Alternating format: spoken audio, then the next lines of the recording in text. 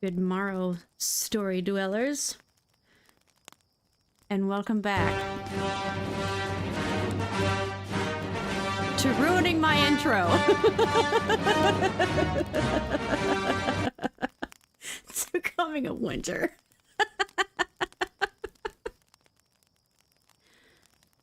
Jeremy exhaled a steady stream of frustration and glanced away from the laptop's camera.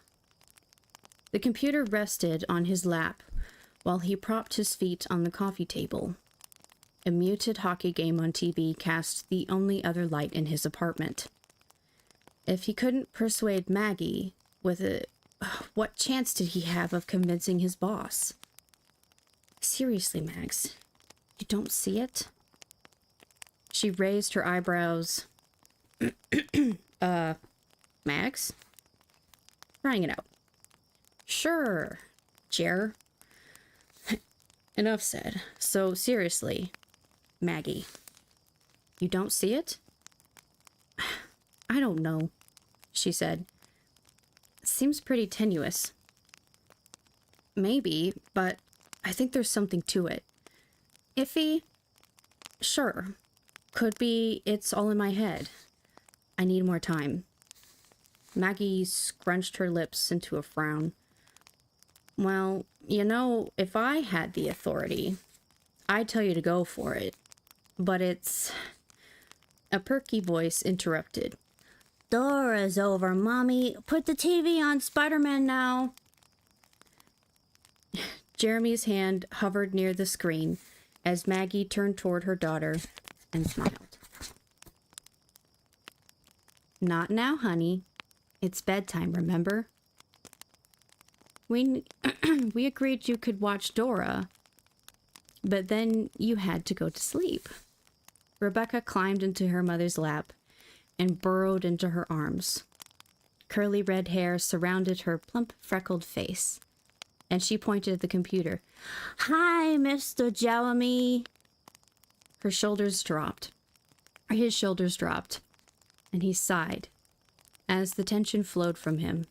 Hey there, sweetie. So who do you like better, Dora or Spider-Man? The little girl sniffled and dragged the sleeve of her strawberry shortcake pajamas across her nose. Maggie rolled her eyes. Oh, honey, get a tissue if your nose is running. Uh-huh. I like Dora and Spider-Man both. Why, who do you like the most, Mr. Jeremy? He furrowed his eyebrows and pouted his lips. Well, I'd have to say my favorite is Dora the Spider-Man Explorer. Rebecca snorted and ran the other sleeve under her nose. That's not real. Not real? He held both hands out, palms up. Are you sure? Yeah, I'll show you. Can you come over? Jeremy swallowed hard. Not right now, sweetie. But soon, I hope. Then you'll have to show me. Promise? Promise. Maggie hugged her daughter. Okay, now quit stalling. Off to bed. I'll be in to check on you in a few minutes. Rebecca pushed herself backward and opened her eyes wide. I love you, Mommy. I love you too, baby. Please. Just one Spider-Man? Oh, baby. Of course not. She poked the little girl in her side, inducing a torrent of giggles. Go on now. Get in bed. Rebecca slid in onto the floor, waved at the laptop, and took off running. Night, Mr. Jeremy. Love you. Jeremy cleared his throat and slid back, the back of his hand, under his eyes. Ouchies. Maggie grinned and shifted forward in her seat. Uh-huh. Tough guy. Needs Spider-Man. Right. He fixes everything. You know it. I've got a reputation to uphold. I think you're doing just fine. She inclined her head toward Rebecca's room. She does too. Seems like forever since you two were here. He nodded. She nodded. 5 weeks? Your turn. Plan a trip when you can. How about this weekend? Taking some time off? He shook his head. Can't. Just up for the day. Long way to go for one day. What's up? He looked away from the laptop. Miss you guys. That's all. Maggie folded her arms in her lap and leaned toward the camera. Jeremy, what's going on? Nothing you need to worry about. I'll explain it when I see you. Wrinkles sprang up on her forehead. Is it about us? We're not talking about my job again, are we? Did I do something wrong? No, and never. It's, I need to talk to you. About my past. Afghanistan. I'm ready to listen. Don't worry, honey. Nothing you tell me is going to change how I feel about you. He drew his lips into his mouth and held his breath for a few heartbeats before exhaling. I hope not. Jeremy, listen to me. You know how I feel about you, right? I love you. Whatever you're going to tell me, we'll get through it. That's what love does. He paused and forced confidence into his voice. I know. I wish I were closer, Maggie. Back in D.C. Well, Bailey is the man who can make that happen. Sell your case to me. Pretend I'm him. Give me your theory on these murders and make me believe it. Or at least curious enough to want more. Role-playing, huh? Thought you hated doing that. She narrowed her eyes. The ball's in your corner and the clock is ticked off. Go. Jeremy shut his eyes and slowed his breathing. Okay. 5 months ago, I received a call from an acquaintance asking me to look into the disappearance of his ex-wife, Catherine Mae Blackston. The initial investigation by the local police failed to turn up any evidence of foul play. They found her abandoned vehicle in the Hoosier National Forest several weeks later. The forensics team didn't locate any sign of forcible abduction. Barring subsequent information, the assumption is Miss Blackston left of her own accord for unknown reasons. Maggie yawned. Is this going somewhere? I later learned of a murder of Sarah Goldman, a 17-year-old high school student in French Lick, Indiana. That's on the opposite side of the park from where Miss Blackston's car was found. Goldman disappeared a little over 5 years ago. A cadaver dog discovered her body a year and a half after she went missing. Her head and hands had been severed and taken in what we assume was an attempt to disguise her identity as long as possible. She spread her hands and inspected her fingernails. And her killer now sits in prison waiting to be executed. I've got a meeting in 5 minutes. Agent Winter, let's wrap this up. Yes, ma'am. Sir. I interviewed Lawrence Berkeley, the man convicted of killing Miss Goldman, based on his demeanor and the lack of any solid evidence tying him to the crime. I believe there's a chance he's innocent. Of this murder, at least. A hunch. I don't say hunch. Maggie said, sounds like you're guessing. Jeremy nodded. Got it.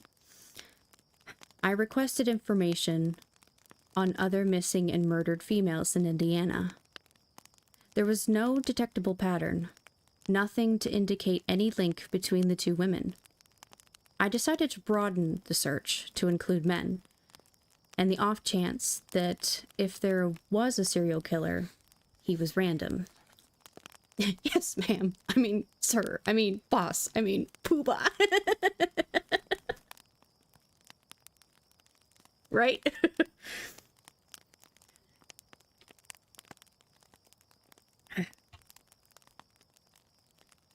The odds of that happening are extremely low. What made you think to include men? Sir? I mean, it seems like a fantastic idea. Did you come up with it on your own? Jeremy grinned. You're terrible at role-playing, you know. She crossed her arms and frowned. Agent Winter, I don't have time for games. Yes, sir, Special Agent Maggie Keeley is actually the one who gave me the idea. She squinted and cocked her head. Good agent. One of our best. Yes, sir. Anyway, as I was saying, do you speak with her often? Agent Keeley, I mean? He held back his smile. Not as often as I'd like, sir. Maggie paused and bit her bottom lip. And why is that? Well, sir, I stay busy with all that's going on around... Not what I meant. Why would you like to speak with her more often? Jeremy scooted forward in his chair, his elbows resting on his knees. Because I love her, sir. Maggie glanced toward her lap for a moment before looking back up. Her clear green eyes watered, and her nose had a tinge of redness. Allergies. Go on, Agent Winter. I kind of forgot where I was. You broadened your search to include missing and murdered men based on the advice of Special Agent Keeley. Yes, sir. Since my initial interest was piqued due to a possible connection between two women at the Hoosier National Forest, I searched for men whose disappearance or death might be linked to other state or national parks in Indiana.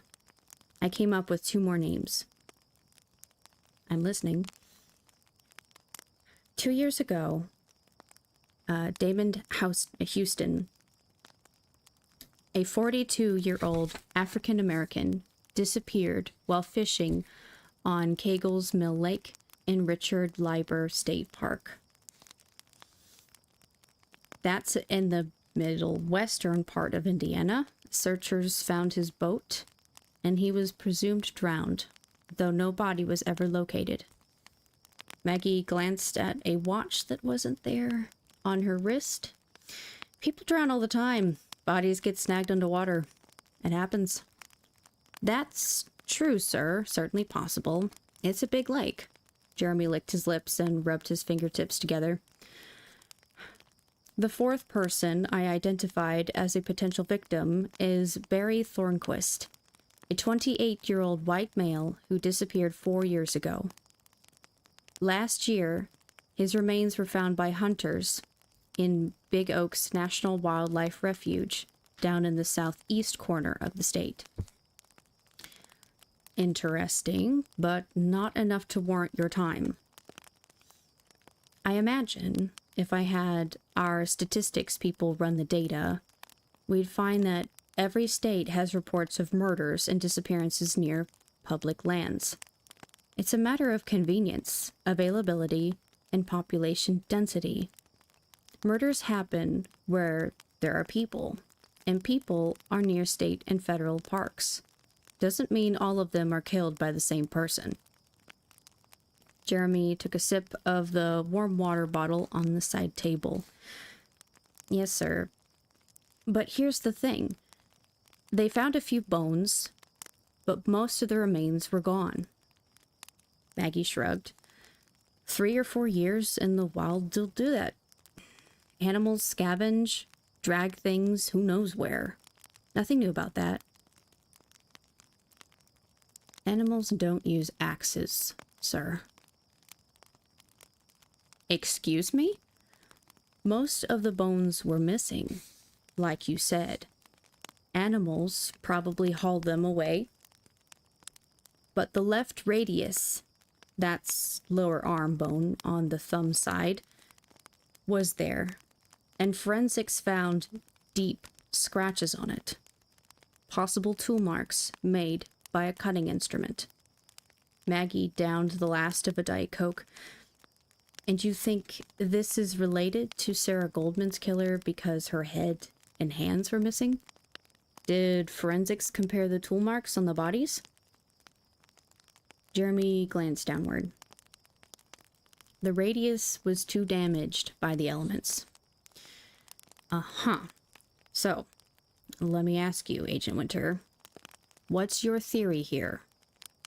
Why the cuts, assuming that's what they are, on his bones? He focused on the laptop screen.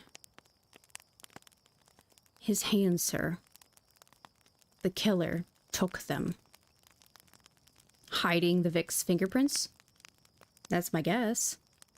It could also be that he took the bones as his trophy.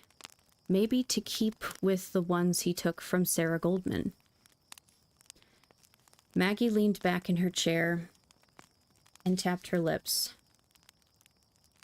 Let's say there is a serial killer at work here. And I'm not saying that's the case. Where are the other two bodies? Why leave Thornquist and Goldman and not the others? It's possible they just haven't been found yet. I don't think that's what happened.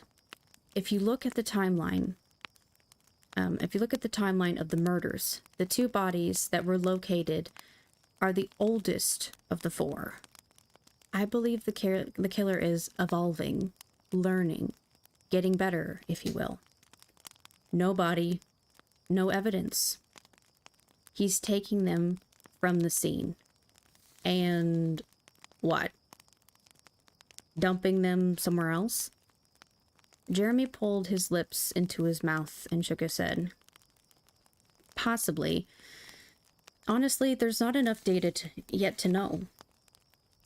Maggie pointed at the camera. Exactly. You're asking me to commit to an investigation without enough information. Why would I do that? At this point, all you really have is a cluster of names with no solid connection between them. Not even a tentative one. He interlaced his fingers. Because, sir, you believe I might be right. Oh, really? And what makes you think so? Jeremy tapped his watch. Your meeting began over 6 minutes ago, sir. And you're still here. She squeezed her lips together, but couldn't hide her upturned corners. What are you asking for, Agent Winter? 1 week, sir. Give me that much time to try to build a case. If there's something there, that should be enough time for me to find it. 3 days. No more. Now, as you pointed out, I'm already late for my meeting. Don't make me regret doing this, Agent Winter. I won't, sir. Thank you. Maggie nodded. Not bad. I say you've got a 50-50 shot with Bailey. Should I request more time? You know he's going to cut, whatever I ask for.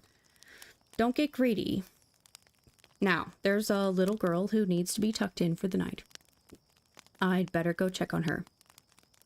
Make sure she, said her goodnight prayers. Have her say one for me. I could use the help when I talk to Bailey tomorrow. Will do. Let me know how it goes. Of course. Thanks for your support, Maggie. You're better at role-playing than you pretend. She leaned in closer and winked. Oh, you have no idea. Sleep well. Jeremy took another swallow of the warm water and stared at the blank screen. Sleep well. Right. Too much to think about. He closed the laptop lid, his heart getting heavier as he did. The end of another day living alone. He needed to see Maggie. to tell her everything about his past, and more importantly, his future. At least, the one he wanted. She'd said that no matter what he told her, nothing could change how she felt. Easy enough to say when you don't have the whole story. He wanted to believe her, knew she was sincere when she said it. But she didn't know yet. Had no idea what he was capable of. How thin his line was between civilized and savage.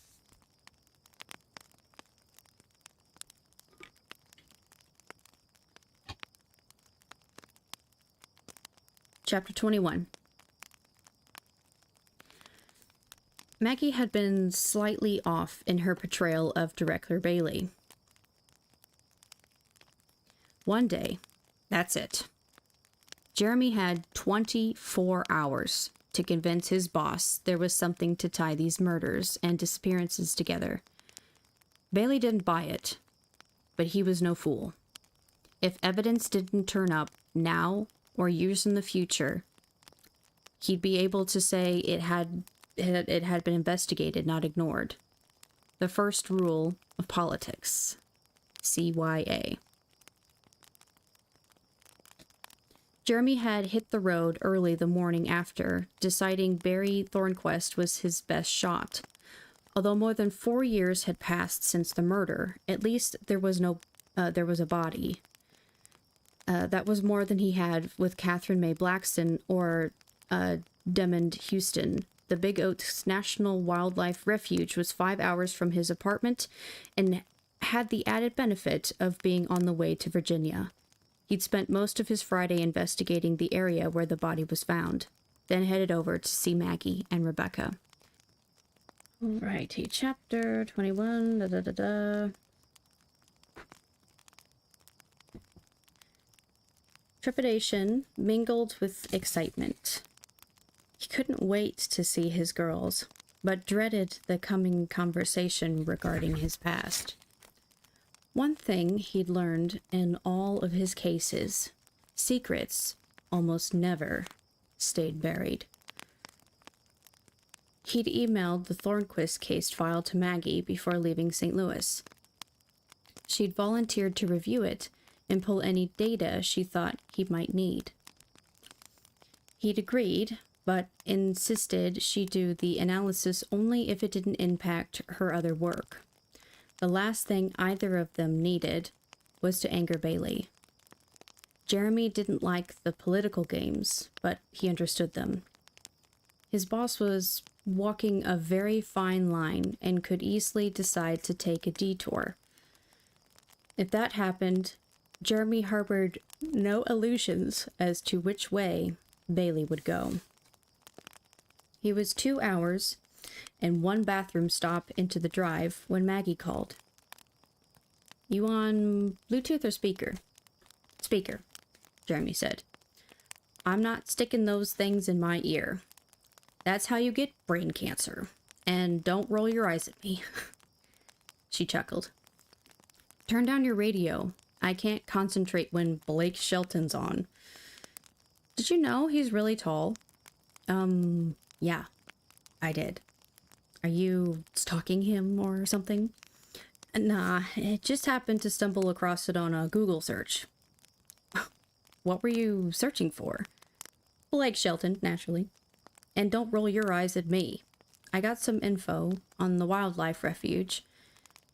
They used to test bombs and other munitions there back in the Second World War. The National Guard still has a section up in the northern part that they use for practice. Off limits to the public, of course." "Interesting.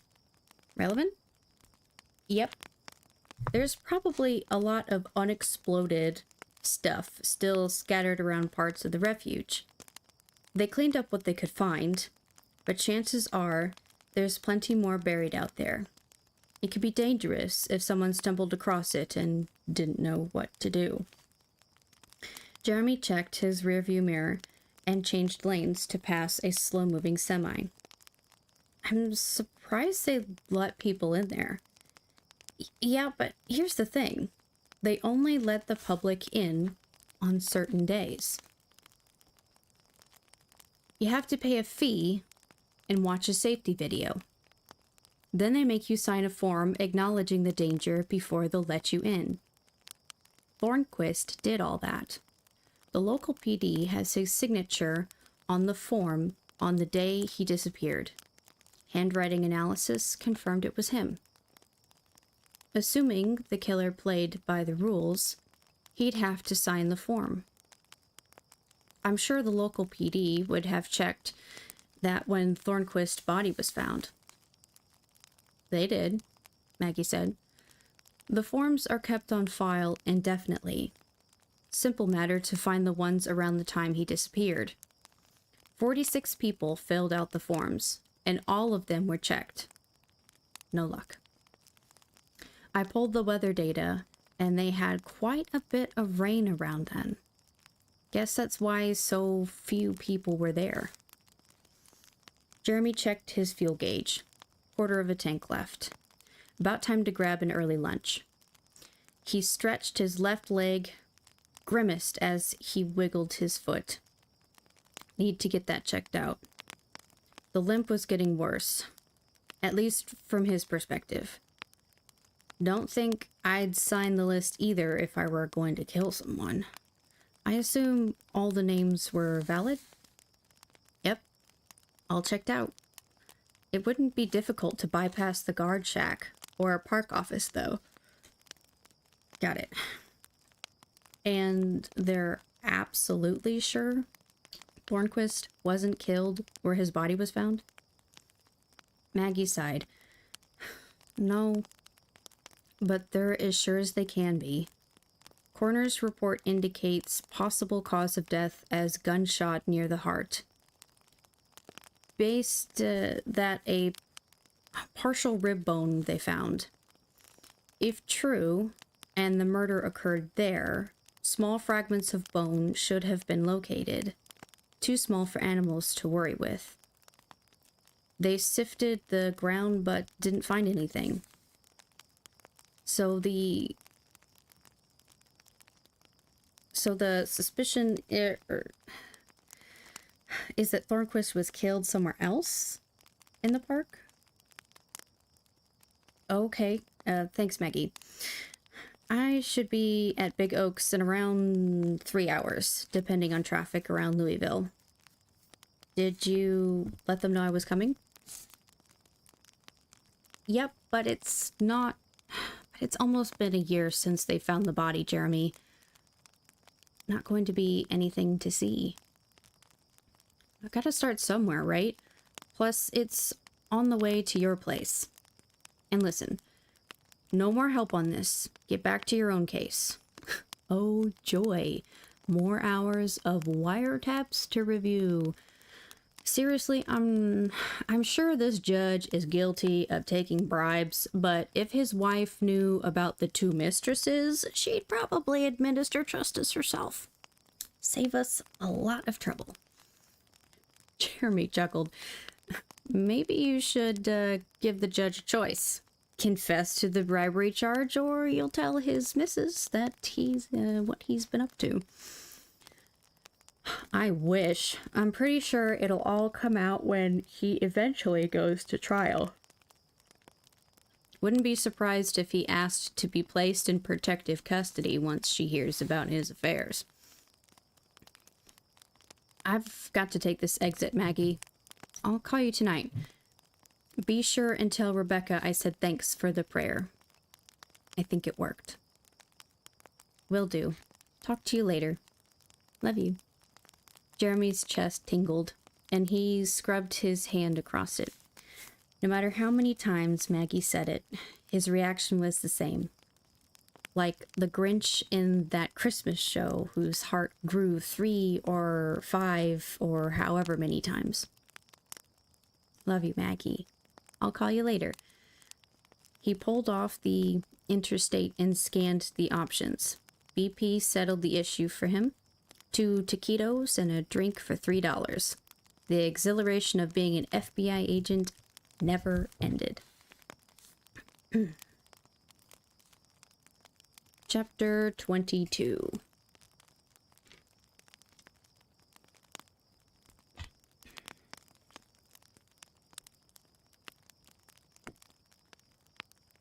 Jeremy surrendered to the high-pitched whine of kamikaze gnats and moved a few feet to the left. Nothing to see anyway. Some sort of ivy, a poison, knowing his luck, snaked across the ground between trees. The residue of last autumn's leaves waited patiently to decompose. A mockingbird strutted back and forth on a branch and seemed particularly angry with him. Something to do with the gnats, probably. He checked the diagram in the police report again. 14 feet from the road, far enough to not be seen, but close enough to hustle back to a vehicle. Jeremy pointed to his car and drew an imaginary line from there to where the body was found. No direct path. Several trees between here and there, meaning no clear shot. Thornquist wasn't killed here, and the 3-year gap between his disappearance and his corpse being found eliminated most hope of finding any evidence. If only it were as simple as kicking a few leaves and magically finding something the CSI team missed. After one last look to cement the scene in his mind, Jeremy returned to his vehicle. He cranked the engine, switched the air on, and made sure the windows were all the way up in case the gnats came hunting. Why had Thornquist come here? The victim's last known location was near his home in Muncie, a good 100 miles north. His wife thought he was spending the day playing golf with buddies, but that had been checked out. None of his friends were with him.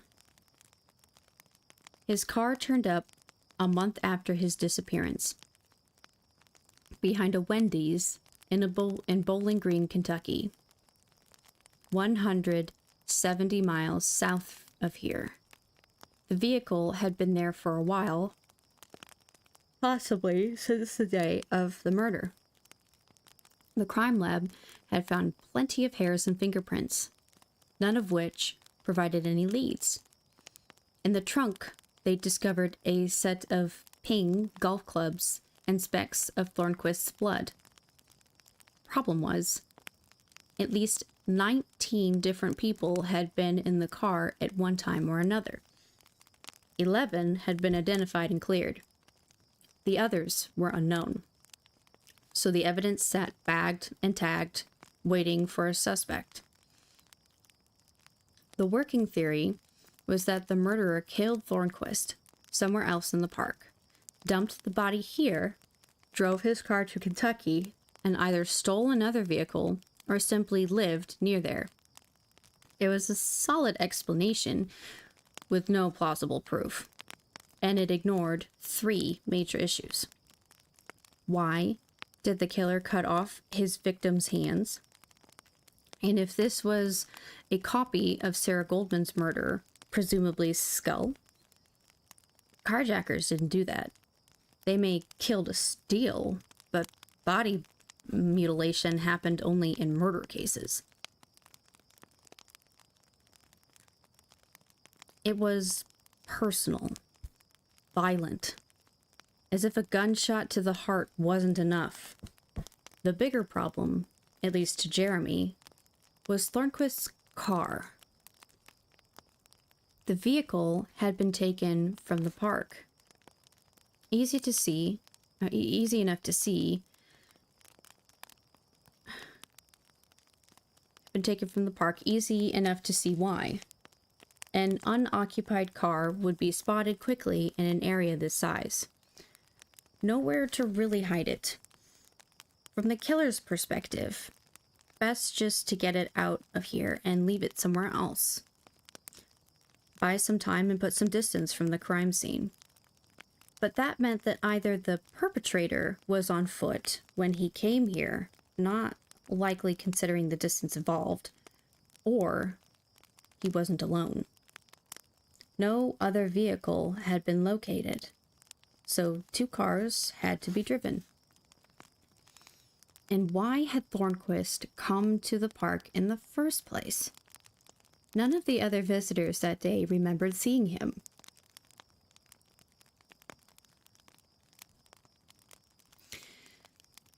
But after 3+ years, that was no surprise.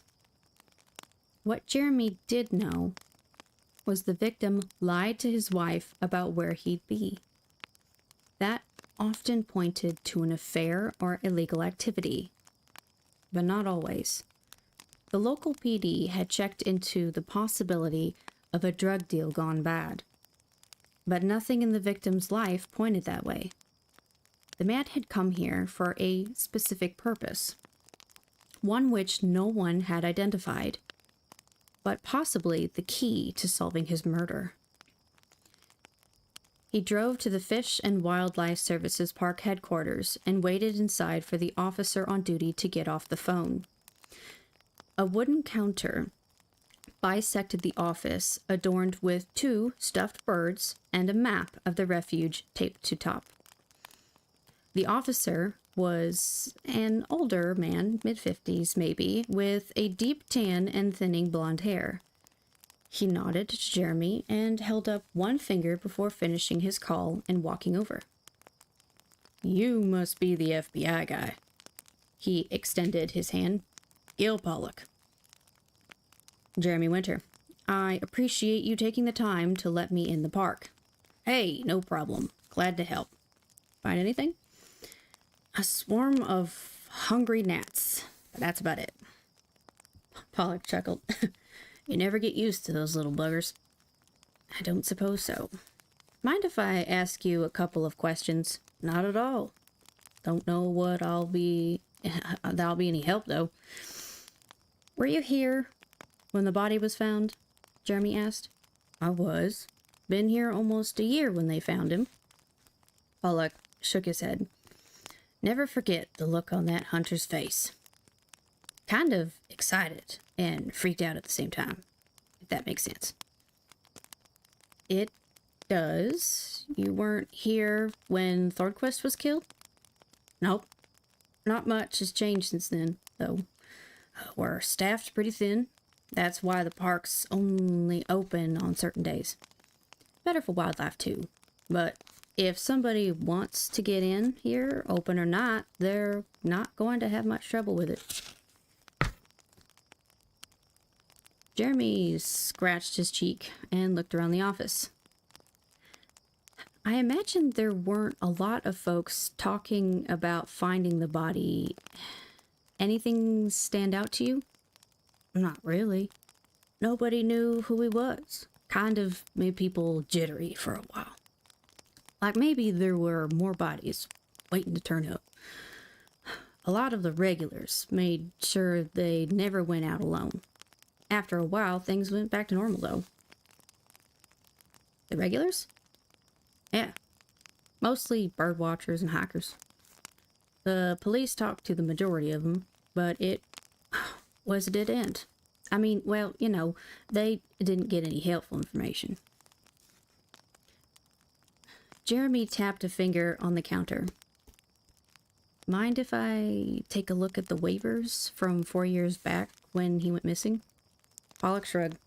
"Suit yourself. The police took the forms from the day the body was found, and I think a week around the time the guy disappeared. We file by date. Nothing computerized. We're lucky to get enough funding to open the days we do, much less get any decent equipment. Come on back this way." He escorted Jeremy into a storage room filled with metal shelving. Banker's boxes covered most of them, each with dates written on the end of black marker. Pollock pointed to white labels on the racks. Sorted by years, the wildlife officer said. Each date is in its own manila folder, so you shouldn't have too much trouble. Some days we hardly get anything. Other days are maxed out. Depends on the season and the weather. Jeremy placed his hands on his hips and surveyed the boxes. Thanks. Got a cherry can borrow? Sure thing. Be right back. Jeremy grabbed the carton marked with the dates around Thornquist's disappearance and set it on the floor. Pollock returned with 2 folding chairs and flipped them open. Figured you might want some company.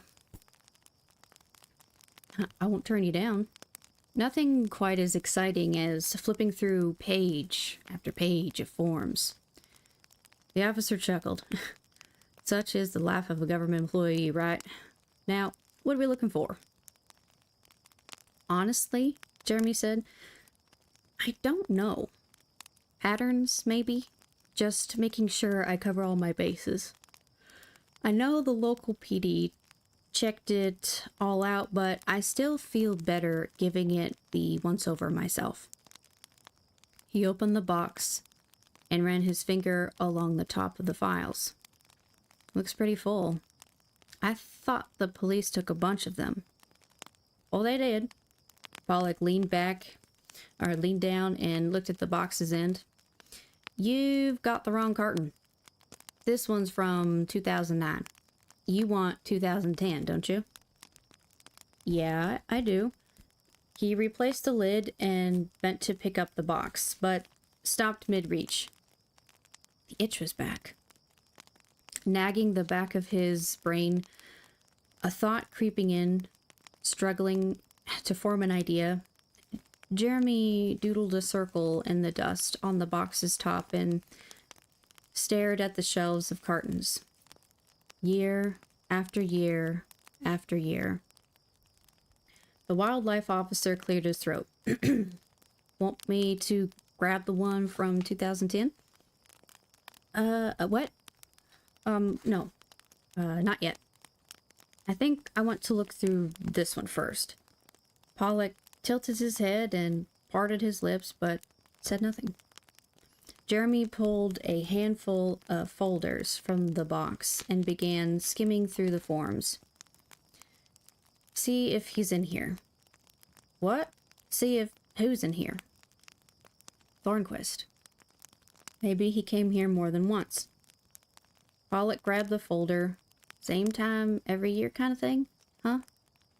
This one of those hunches you guys always get? Jeremy grunted a response. 20 minutes and a dozen folders later, he had his answer. Thornquist had been at the park the year before. Same month, different day. Not earth-shattering, but interesting. He grabbed the carton from the same period in 2008. Confirmed. 3 years in a row. Barry Thornquist visited the wildlife refuge in the month of April. A bit more interesting. His pulse quickened as he compared the names of the other visitors with his notes. Other than the victim, only one other person had signed a waiver on the same 3 days. A woman named Rosalind Martin. Could be a coincidence. Jeremy knew it wasn't. Thornquist had not been alone. More digging in the files needed to be done. But that would have to wait. No time. Witness or murder. Either way, he needed to talk to Miss Martin. The address on all 3 of her forms was in Lexington, a little less than 2 hours away. It would be early evening by the time he arrived. Maybe find a hotel and check in. Gather some data on the woman. He hated walking into a situation completely blind. Talk to her in the morning and either continue the investigation or head on to Virginia. He made that decision after he heard what she had to say. He waited. He wanted to think that if the woman had information on the murder, she'd have come forward unless she was somehow involved or scared. But these days you never knew. Sometimes people simply didn't want to get involved. Figured it was none of their business and another human being had been killed. At least it wasn't them, right? Of course, it was entirely possible she knew nothing about it. Just an old girlfriend or something.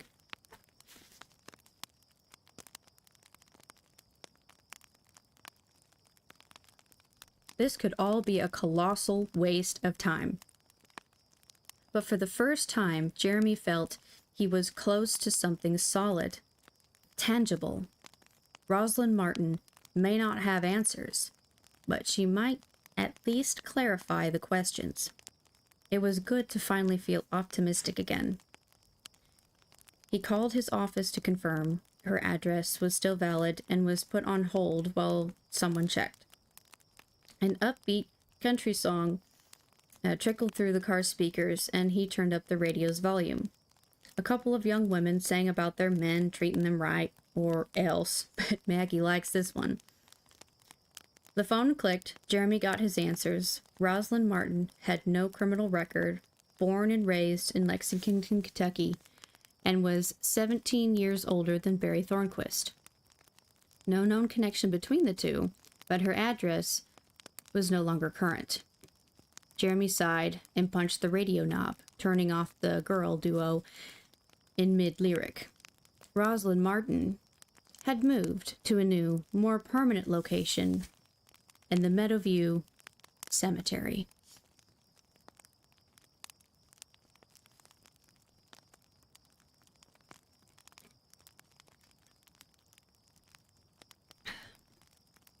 Chapter 23. Jeremy bit softly on the inside of his cheek and tried to ignore the cell phone lying in the passenger seat. He had been driving for a couple of hours, and Lexington was now behind him. Plenty of sunlight left before he had to decide whether to stop for the night or continue the crowded journey along I-64 to Virginia. He had to let Bailey know he'd hit a dead end, but there was still hope. Rosalind Martin was the victim of a horrific auto accident, but her friends and family might know something helpful. Why did she meet Barry Thornquist every year at the Big Oaks Refuge?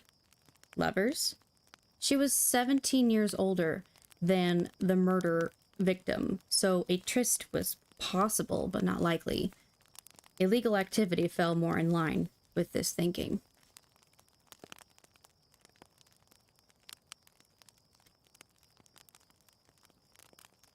"5:15. Bailey would still be at work. Best to hold off until he stopped for the night, then leave a voicemail. That would eliminate the opportunity for questions and give him the weekend to plan his next steps. His body had other ideas. The left leg throbbed again, reminding him of times and places and people. Though short-lived, this new pain shooting from his calf to hip could be intense and needed to be checked out by a doctor when he got a chance. The mental torment created by the pain's reminder, well, that was a different matter entirely. Afghanistan and Kronfeld and death intertwined into a braid of anguish. He gripped the steering wheel and clenched his teeth to the point his jaw ached. Better stop and stretch, top off the tank, grab a cup of coffee, and make the call to Bailey. Might as well get it over with. The aroma streaming from the truck stop's row of coffee pots beckoned him, and he sampled each variety before settling on a dark Sumatran blend strong enough for the spoon to stand by itself. Ellie Mae Clampett coffee. He grabbed a bag of kettle corn to snack on after dinner. Whenever and wherever that might be, before paying and returning to his vehicle. In the car, he took a sip of the murky mud, closed his eyes, and tried to focus his thoughts before making the call. With any luck, This would be the day his boss went home after only 12 hours of work. 2 rings and, "Good evening, Agent Winter. I expected you'd be calling." Jeremy slumped back into his seat. "Yes, sir. Good evening. Just wanted to update you on what I found today." "Give me the short version, please." "Once a year, for the past 3 years at least, Barry Thornquist met a woman named Rosalind Martin in the National Wildlife Park where his body was found. The local PD didn't have that information in their reports. We need to follow up and get more details." "Nothing to tie either Thornquist or Martin to the other 3 cases on your list?" Jeremy knew where the conversation would turn next if he didn't deflect Bailey. "Not yet, but this is the first solid lead. Could be the thing that cracks open the door to everything." "It's thin. Did you talk to this Martin woman yet?" He sighed and shook his head. The battle was over, and he'd barely fired a shot. "No, sir. Rosalind Martin passed away in a car accident a little over a year ago, but she lived with her mother, and she..." "Turn it over to the locals. You get on the identity fraud case. With all due respect, sir, I still, any time someone starts a sentence, with all due respect, I know I'm not going to like what's coming next. So let me save you the trouble. No, you can't have more time." Bailey sighed. "Listen, Agent Winter. Maybe there's something to your theory, or hunch, or whatever we're calling it. Lord knows you've been right far more often than not. I'd love to have the resources to tell you to run with this, but the fact of the matter is, I don't." Jeremy swallowed more coffee and let the bitterness wash through his body. "I understand completely, sir." "Yeah? I know you do. Doesn't make it any easier. If one of the local detectives is able to make some sort of connection, we'll readdress it. Until then, you're to have nothing further to do with these murders and disappearances. Agreed?" "Yes, sir." "Don't test me on this, Agent Winter. I've done what I can for you." "Yes, sir." "Fine. Anything else?" "Have a good evening, sir." "Yeah? You too." Jeremy flipped his phone into the passenger seat. Bailey was wrong. Someone was out there. A killer who claimed victims at will, and now no one would be looking for him. There'd be more disappearances, more deaths. There always were. He flexed his fingers and drew his lips into a thin line. "I've done what I can for you." That's what Bailey had said. As Maggie might say, it didn't take a rocket surgeon to figure that out. Politics trumped everything, at least where he was concerned. From 350 miles away, the hollow echoed of what wretched plastic office clock burrowed into his brain. Tick. No more time to investigate. Tick. Identity fraud. Tick. Find the money. Forget the murders. Tick. Why? Because some government hotshot decided it was more. Tick. Heat, like a furnace, flashed through Jeremy. He snatched the cell phone and threw it at the windshield. A woman exiting the store shuffled her 2 children toward her minivan, her eyes focused intently on him. Pieces of the phone lay strewn on the dash. Hopefully, just need to pop the battery back in or fill out the paperwork to requisition a new one. Again. At least the windshield didn't crack. Tick. He buried his face into his hands. What now? Bailey had made it clear enough. Move on. And truthfully, He'd have made the same decision if they'd swapped places. Jeremy didn't have the answers, but he believed, even if no one else did. He'd made his decision. Tick. He had to get to Virginia. Tick. Let Maggie hear it all, his past, their future. Tick. Hold her hands, see if they trembled. Or worse, pulled away. Tick. First, though, he'd have to try and repair his phone. Tick. Shit. Just closed. We're on chapter 24. Now I gotta go find the book. I'm trying to find the chapter. There it is.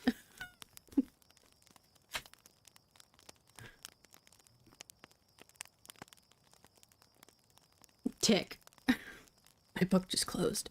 Tick. Fuck.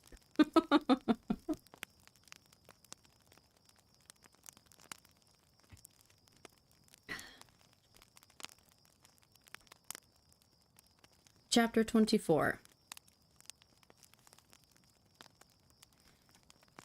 Mason lingered in the rocking chair on his back porch, watching as the pale pink fingers of sunrise darted around the clouds.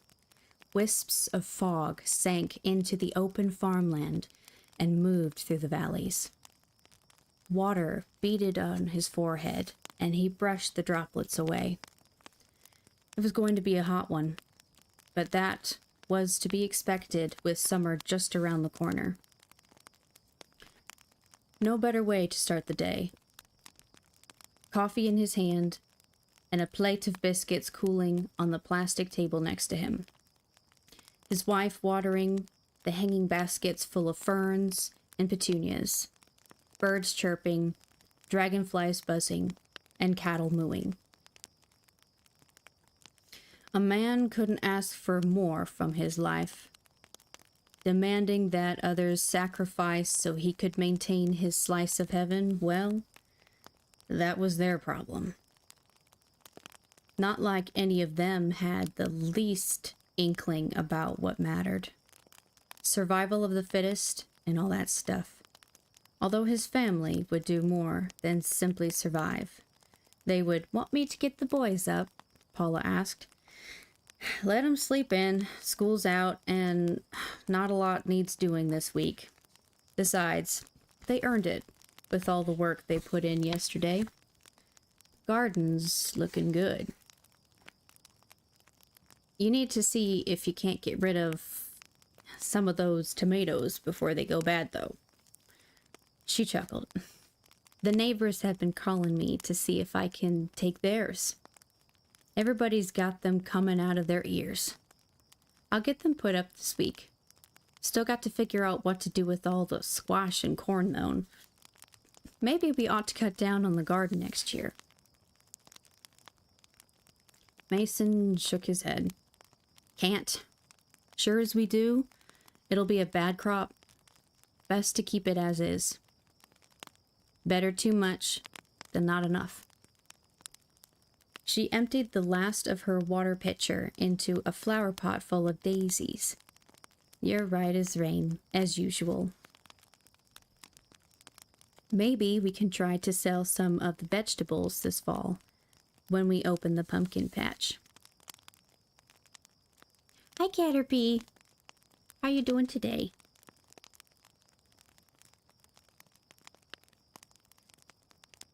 Speaking of, about time to get to work on a few changes. Got to figure out a better way to do the parking. Had a few folks complaining about being blocked in last year. Yeah, well, it's not like we don't have the land. I'll get the boys to bush hog a couple of strips down by the corn maze. As long as we don't get too much rain, should be fine. Well, wonderful. We're on chapter 24.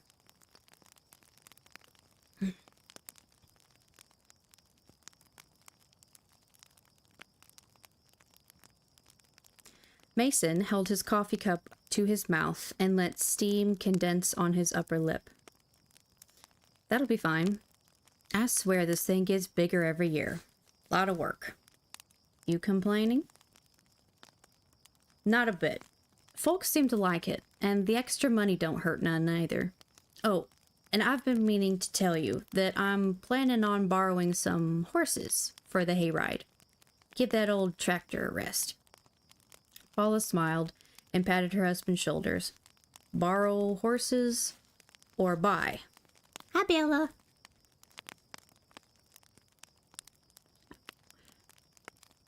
While you listen and eat breakfast, alrighty? I hope you're doing well today.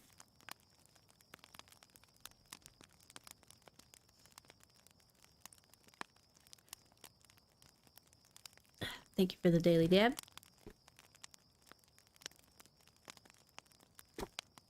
Yeah. You too, Bella.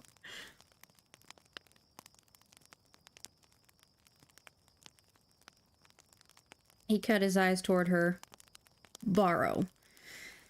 And if it works out, buy. She winked at him. Uh-huh. And why am I so sure it'll work out? You've always wanted your own horses. Just never could figure out how to justify the cost. Mason shrugged and ran the back of his hand across his mouth. It's about giving the people what they want, honey. Had some customers complain about the tractor fumes last year. Oh, and the horses smell so much better. Not to mention, I've never stepped in a pile of tractor fumes. Thinking that if we do get them, come next spring, I'll get out some of the old equipment and hitch it up. Train the horses to pull a plow and let the boys see what farming used to be. Boys and their toys, she said. Speaking of, UPS dropped off a package for you yesterday. I put it out in the new barn. The box said it had live insects inside. He stood, stretched, and yawned. Appreciate it. More praying mantises and other bugs. I'll take care of them today. They helping? Hungry little buggers. Near as I can tell.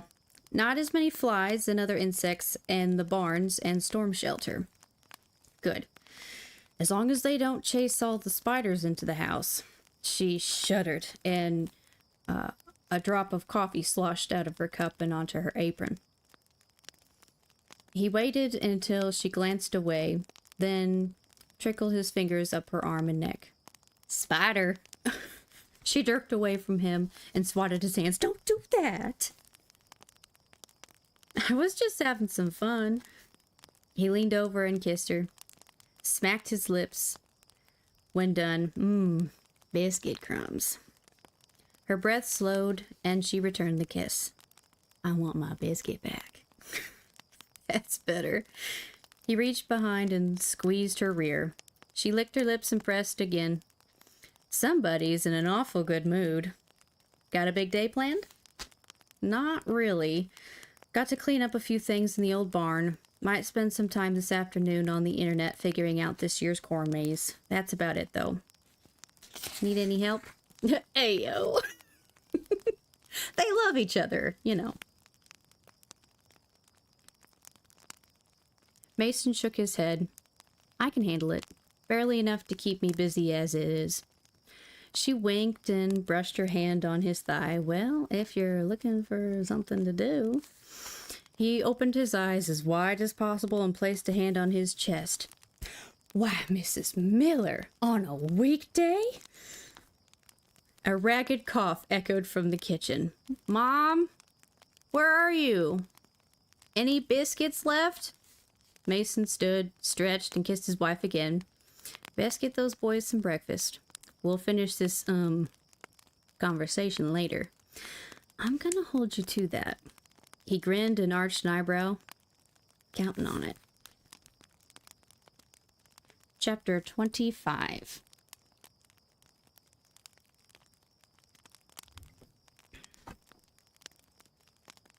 Mason carried the box of insects into the old barn and inched down the creaky ladder into the coolness of the root cellar. He flipped on the light switch, illuminating the mostly dirt room. The rusty smell was a pleasant change. When he'd first started his new hobby, a rotting odor had permeated every inch of the space. Unpleasant, but tolerable. If you worked quickly, however, like most things in life, the more you practiced, the better you got.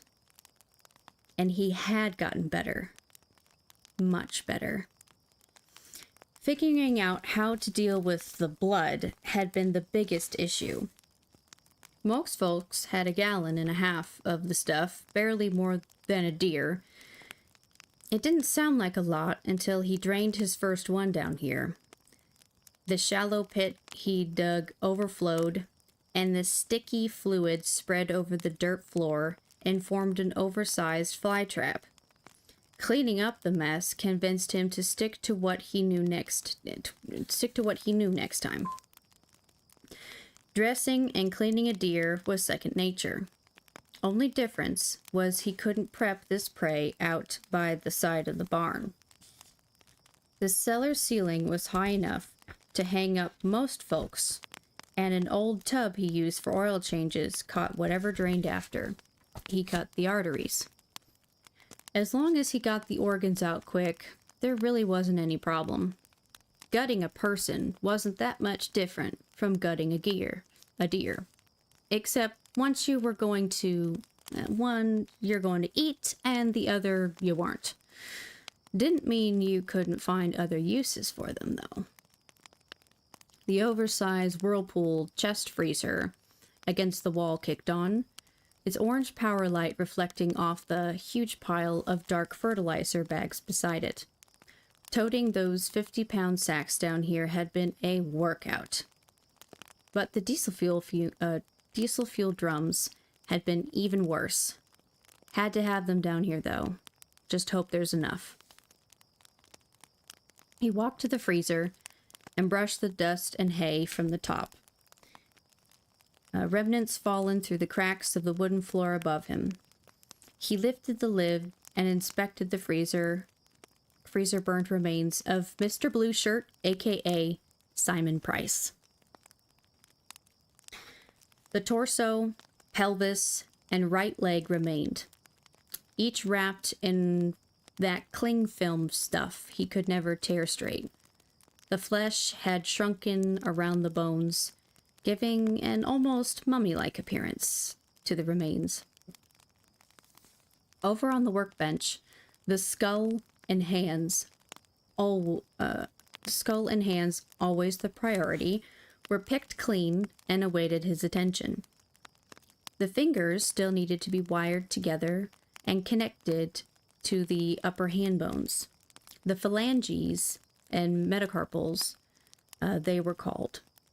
Funny, the things his hobby had taught him.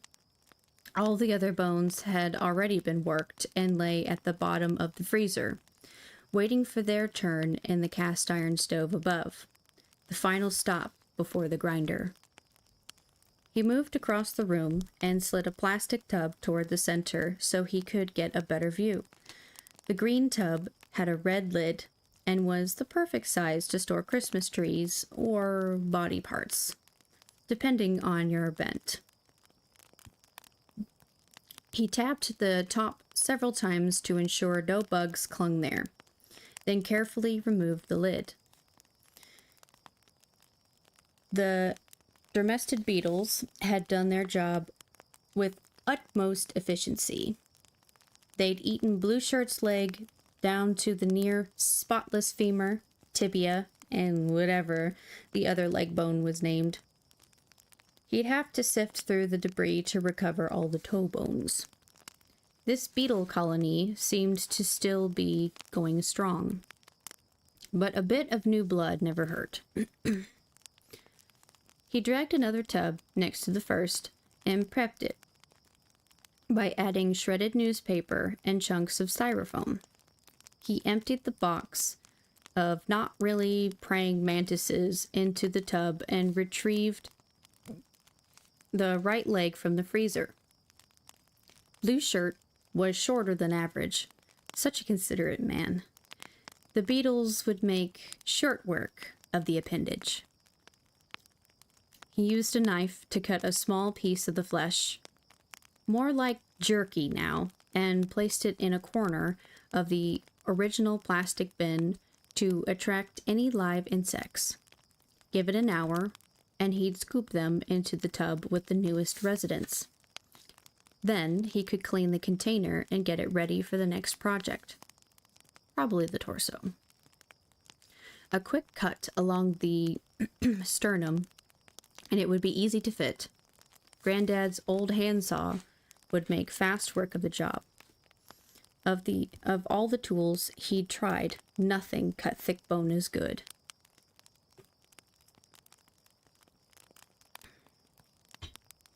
Sometimes he'd watch the beetles swarm over the flesh and do their work, but not often. The process was slow, not like those piranhas in the movies. He chuckled.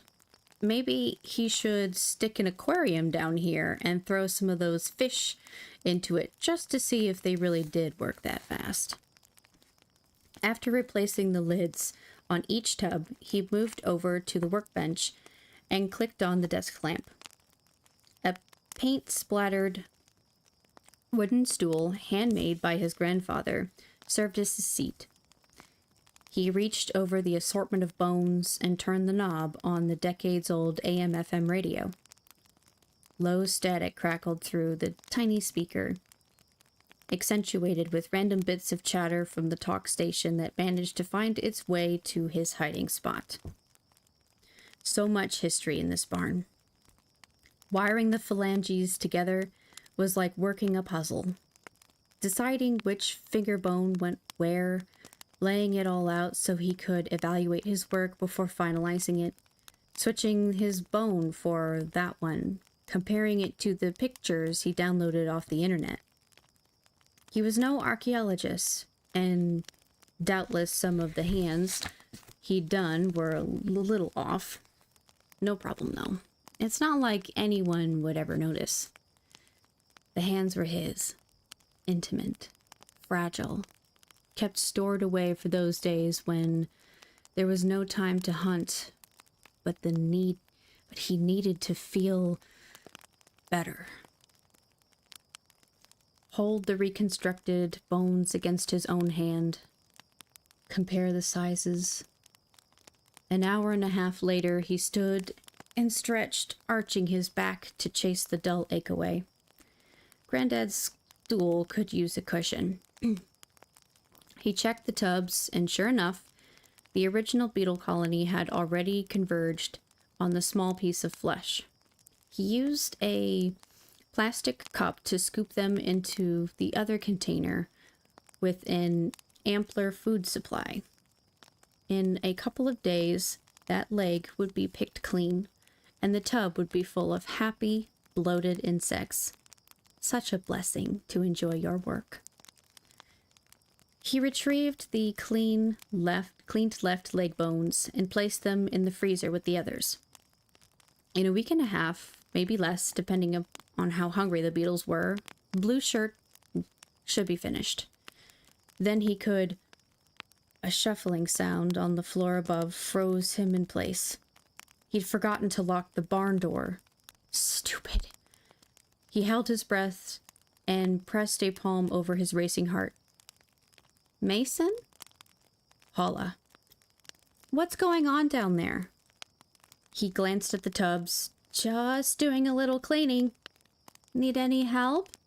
No thanks. About done. I'm heading up there now. He moved toward the ladder. Nonsense. I've seen your definition of cleaning. A second later, her legs appeared on the top rung, and his wife began her descent. Mason stared at the newly formed hands on the workbench. Works of art for his family and farm. Sacrifices made to hold it all together. Paula finished her descent and turned toward him, her hands planted firmly on her hips while she recovered her breath. She scanned the room slowly, stopped when she saw the bones. Her mouth hung open, her brows furrowed. Mason? What? Oh, Paula. He stretched his fingers, phalanges, and moved toward her.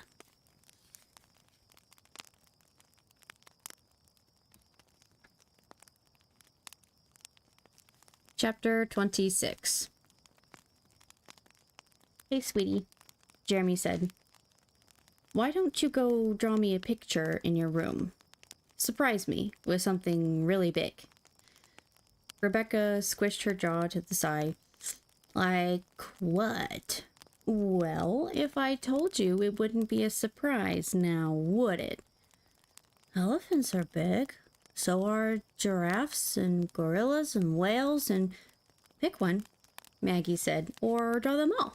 You choose. The girl scampered down the hall toward her room and hollered back over her shoulder, Don't come in here till I'm done. We won't, Jeremy said. Do a good job on it. I need a picture I can show off to everyone at my work. Maggie sat across from him on the living room sofa, hands clasped in her lap. Now, what's going on? Is everything okay? He forced himself to maintain eye contact. Yeah, I think so. I need to talk to you, let you know what's going on. Her eyes moistened and she sniffed and hunched forward. What's happened? Best you just come out and say it. Maggie, I'm quitting the Bureau. Her eyes narrowed, and she started to speak, but paused and pouted her lips. Wait, what? He sighed and rested his elbows on his knees. I haven't told anyone yet, just you. Maggie leaned back and crossed her arms. Well, on one hand, I'm relieved. I was afraid this might be about us. On the other hand, I'm confused. 22, almost 23 years with the Bureau now. And I suppose the politics finally caught up to me. Read this. He handed her the unsigned confidentiality agreement. She read the letter twice, then exhaled loudly and scrunched her eyes. What's this about? Why are they so worried?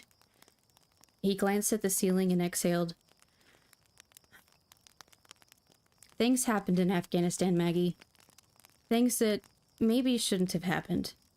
And now, some, important people are concerned that information I have might come out. And that would not be good for anyone involved. Some more than others. Including you? Yeah, I suppose so. What happens if you sign this?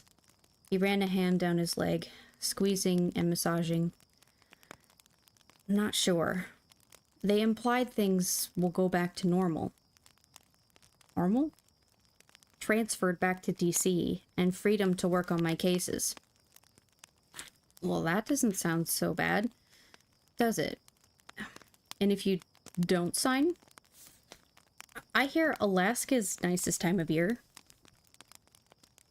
You got family plans this afternoon? You had fun with the story? Enjoy the rest of your stream, bestie. Alright, well, you have a good rest of your day, Dim. Thank you for stopping by.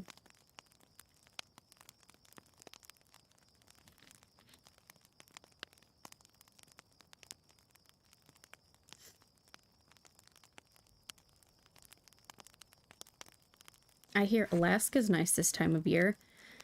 She patted the sofa and waited until Jeremy moved next to her. How much time do you have before giving an answer? Not enough. Bailey's already backing away from me. You're less than 3 years away from getting your full retirement benefits. You willing to give that up? He shook his head. Willing? No. I don't have a choice, though. Maggie, if I sign that paper, I give away any power I have. They'll own me. And there's no guarantee they won't still ship me off somewhere. If I walk away from the Bureau, at least I'll have control over something I know they want. My silence.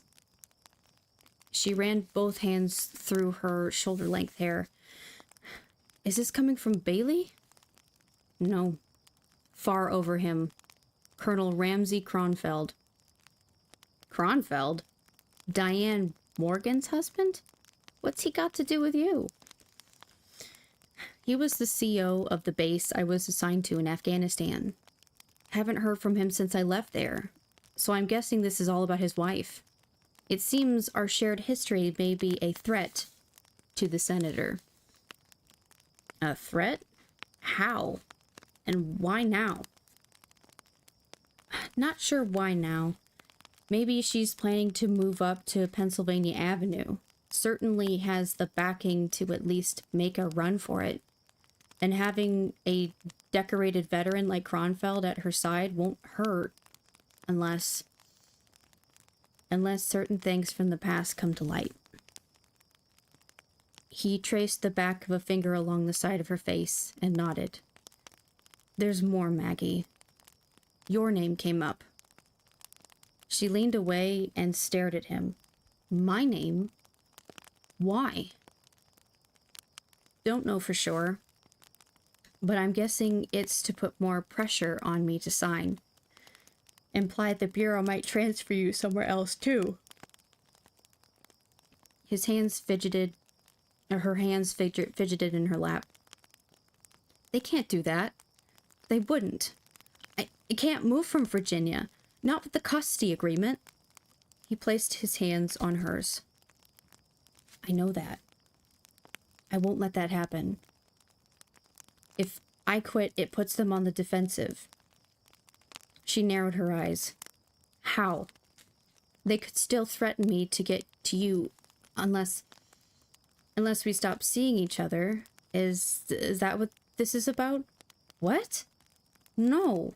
Maggie, the thought never crossed my mind. Then what's to keep Kronfeld or his wife from pulling some strings and messing with my job? I'm going to tell him I'll go public if I ever get the slightest hint you're being manipulated. He doesn't want the story out there. Well, I'll make it front page news across the country. She frowned. That could be dangerous. Powerful people don't like to be threatened. I'm not naive. Kronfeld will understand.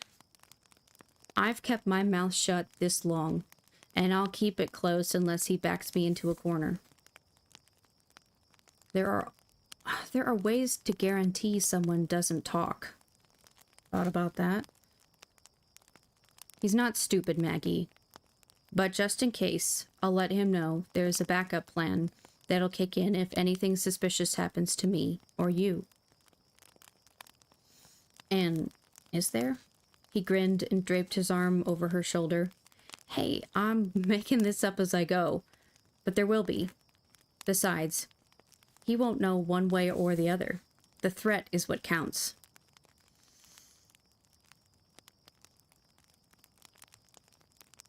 She sighed, and her shoulders dropped slightly.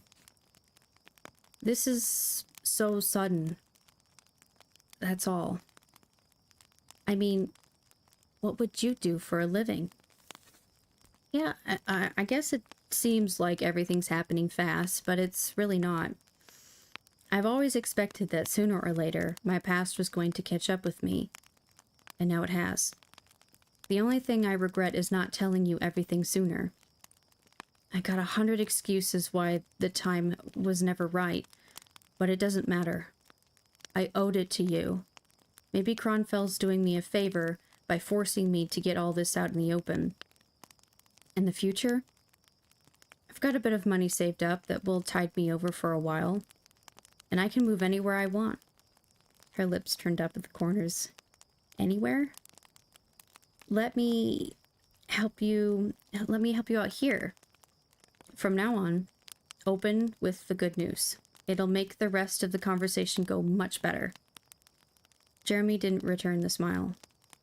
Maggie, even with all I've said, if you tell me not to quit, I won't.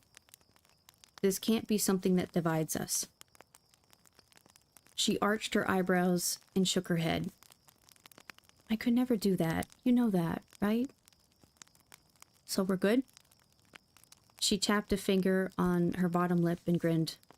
Good? I don't know. Tell me more about moving anywhere you want. He took a deep breath and nodded toward his left leg. Can do, but first, you need to hear it all. I'll be honest. The Bureau's been my life for as long as I can remember. I'd be lying if I said I wasn't a little worried. But that's not what scares me. Maggie's smile faded. I told you. I know what I feel. And you're not going to change that. Today, tomorrow, next year, whenever. You'll tell me about Afghanistan when you're ready. He cleared his throat, slowed his breathing, grabbed her hands, and feigned confidence into his voice. It was hell, Maggie.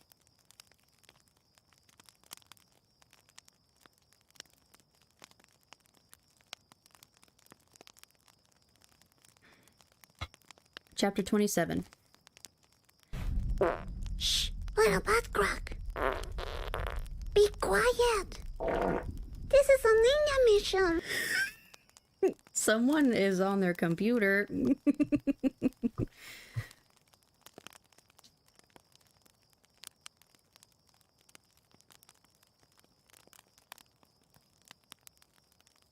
Jeremy looked at his watch.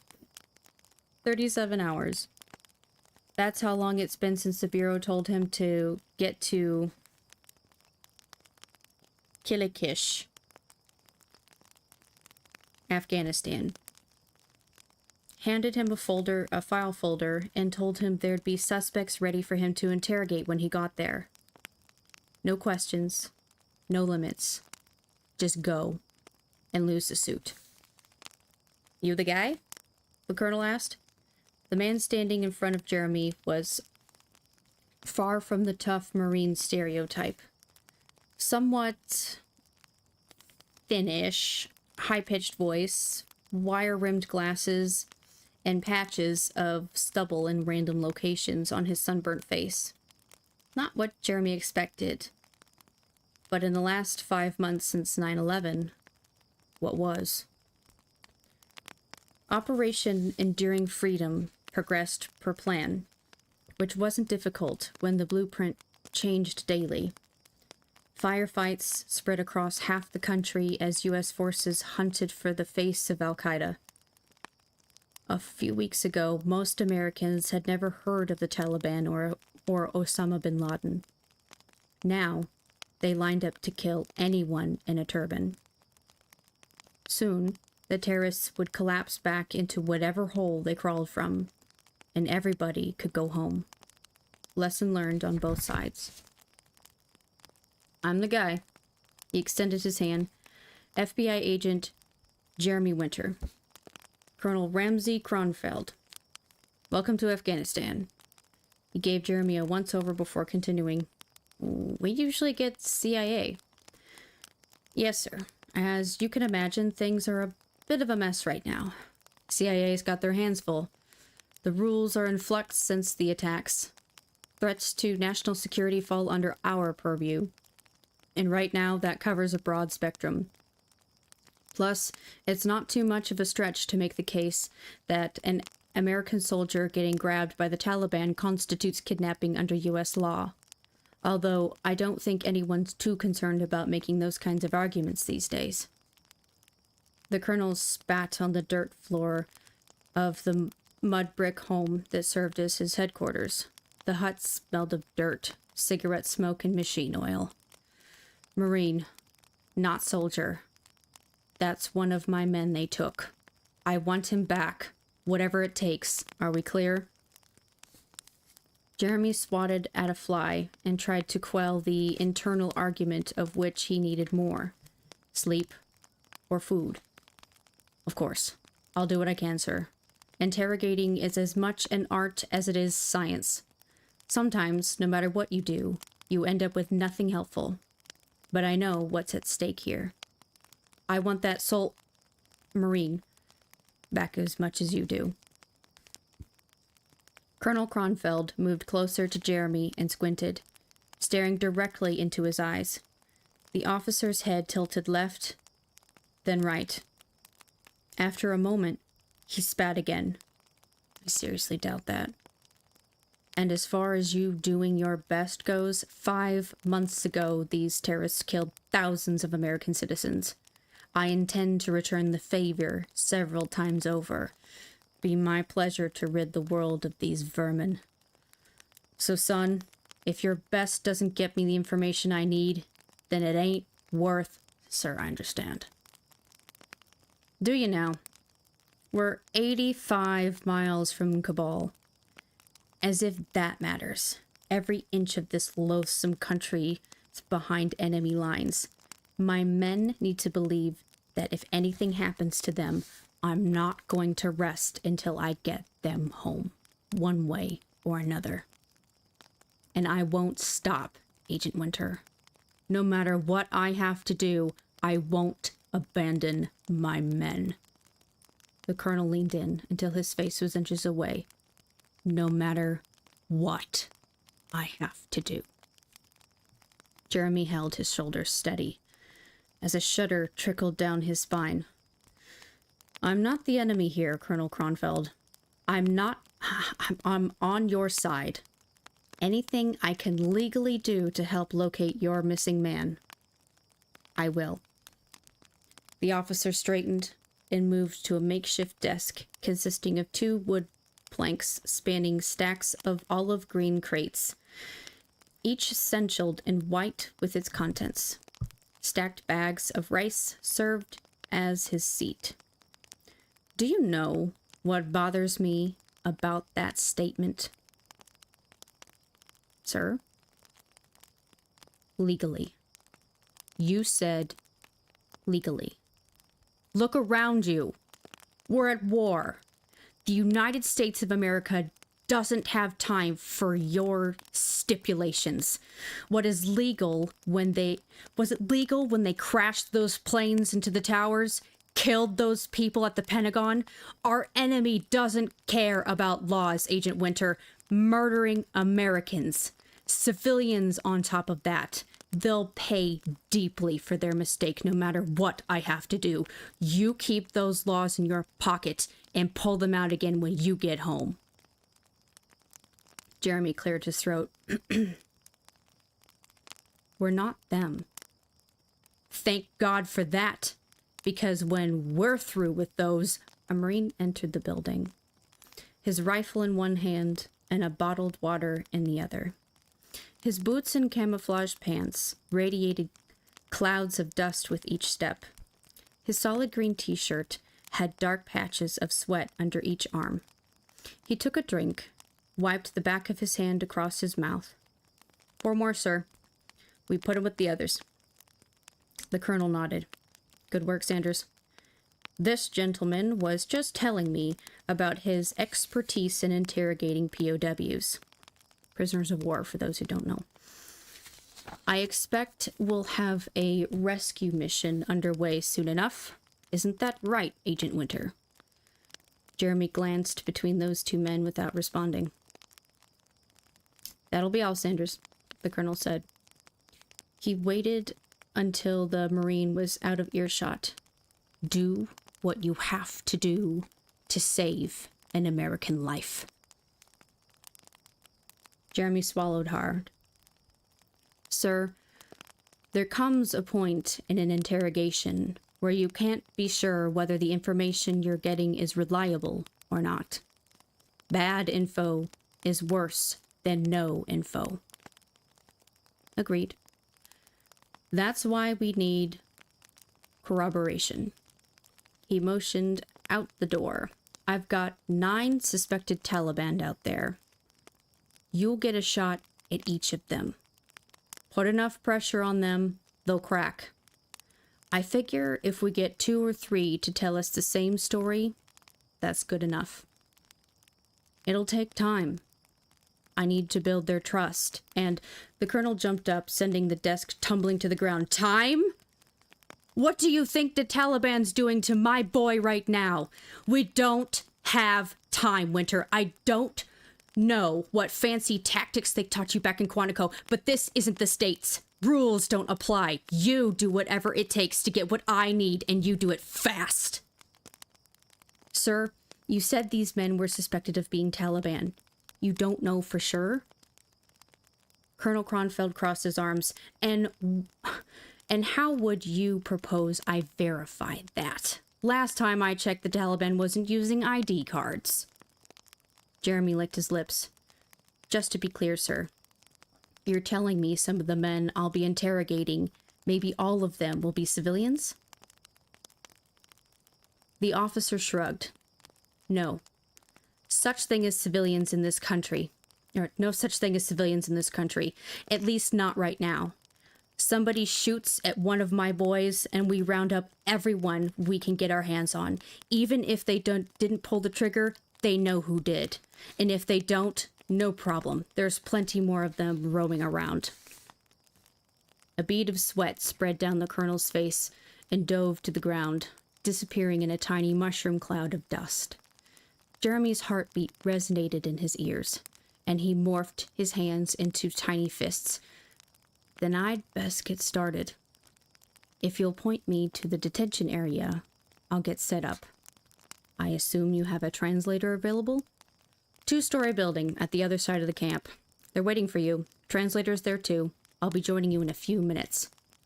Jeremy opened his mouth to speak, but closed it without saying anything. Problem? The colonel asked. No, sir. Give me 15 minutes, and I'll be ready to start. Start now. That Marine they're holding may not have 15 minutes to spare. Back in my day, we didn't have time. I mean, I get the urgency.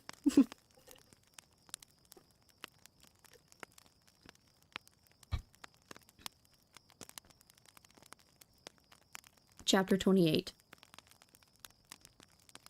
3 Marines stood at the entry room of the 2-story home that now served as a brig. One of the men escorted Jeremy to a murky back room that hung thick with diesel fumes. Outside a dark curtained window, a generator belched noise, exhaust, and electricity. An orange power cord snaked through the window, across the floor, and onto a green plastic table. A lamp spit out enough light to illuminate a photo of the missing Marine and some bottles of water, but not much more. In a corner sat a pile of soiled white shirts and towels. Even in the dimness, Jeremy could make out large splotches of crimson stains. In the center of the room was a wooden chair, minus one of its back slats. Behind the seat, the dirt floor was noticeably darker. A whiff of gunpowder filtered briefly through the diesel fumes, and he drew the back of his hand across his mouth. Jeremy turned to his escort. You've got 9 prisoners? Yes, sir. Upstairs. Let's go. Another Marine stood at the top of the steps and let the men into a small room. Jeremy stepped inside and glanced at the turbaned men, each bearded and filthy. They all wore traditional Afghan clothing, a knee-length, loose-fitting, whitish robe, baggy cotton pants, and a decorated vest. Plastic ties secured their hands behind their backs. These men looked like everyone else he'd ever seen. These men looked like everyone else he'd seen since he arrived in the country. They could be farmers, or teachers, or shop owners, or terrorists. Jeremy moved down the line, pausing to stare into the face of each man. They all met his gaze. Marine, when was the last time these men had something to drink? The guard glanced at Jeremy. What day is it? They need water. Would one of you bring me some? Neither guard moved. Jeremy sighed, frowned, and stepped out of the room. He turned so he could see the Afghan man over the Marine's shoulder. Look, I know what I'm doing. If you want to find your friend, then help me. One of the guards grunted and walked downstairs, returning moments later with 9 bottled waters. He thrust them toward Jeremy. Here, I hope they choke on it. Thank you. Jeremy opened one of the bottles and took a drink. 2 of the prisoners cut their eyes toward the man on the far right, who nodded almost imperceptibly. Got you. Jeremy handed the water back to the Marine. You give it to them while I set up downstairs. No games. Let them finish. Then pick one and bring him down. He pointed to the man on the end. Except him. He goes last. The Afghan's dark eyes seared into Jeremy, belaying the brown-toothed smile on his face. There was no mistaking his expression. What makes a man so angry he'd kill others simply because of where they lived? It wasn't that long ago America had aided these people, given them the weapons and training that they were now being used against U.S. forces. And then came the attacks. They had to know America would respond. Maybe that's what they wanted. How many innocents had men like this killed? And for what? He flashed to his wife, Holly, now 6 months pregnant with their first child, a girl. They'd already picked out a name, Miranda. Hard to believe that in a few months he'd be holding his daughter.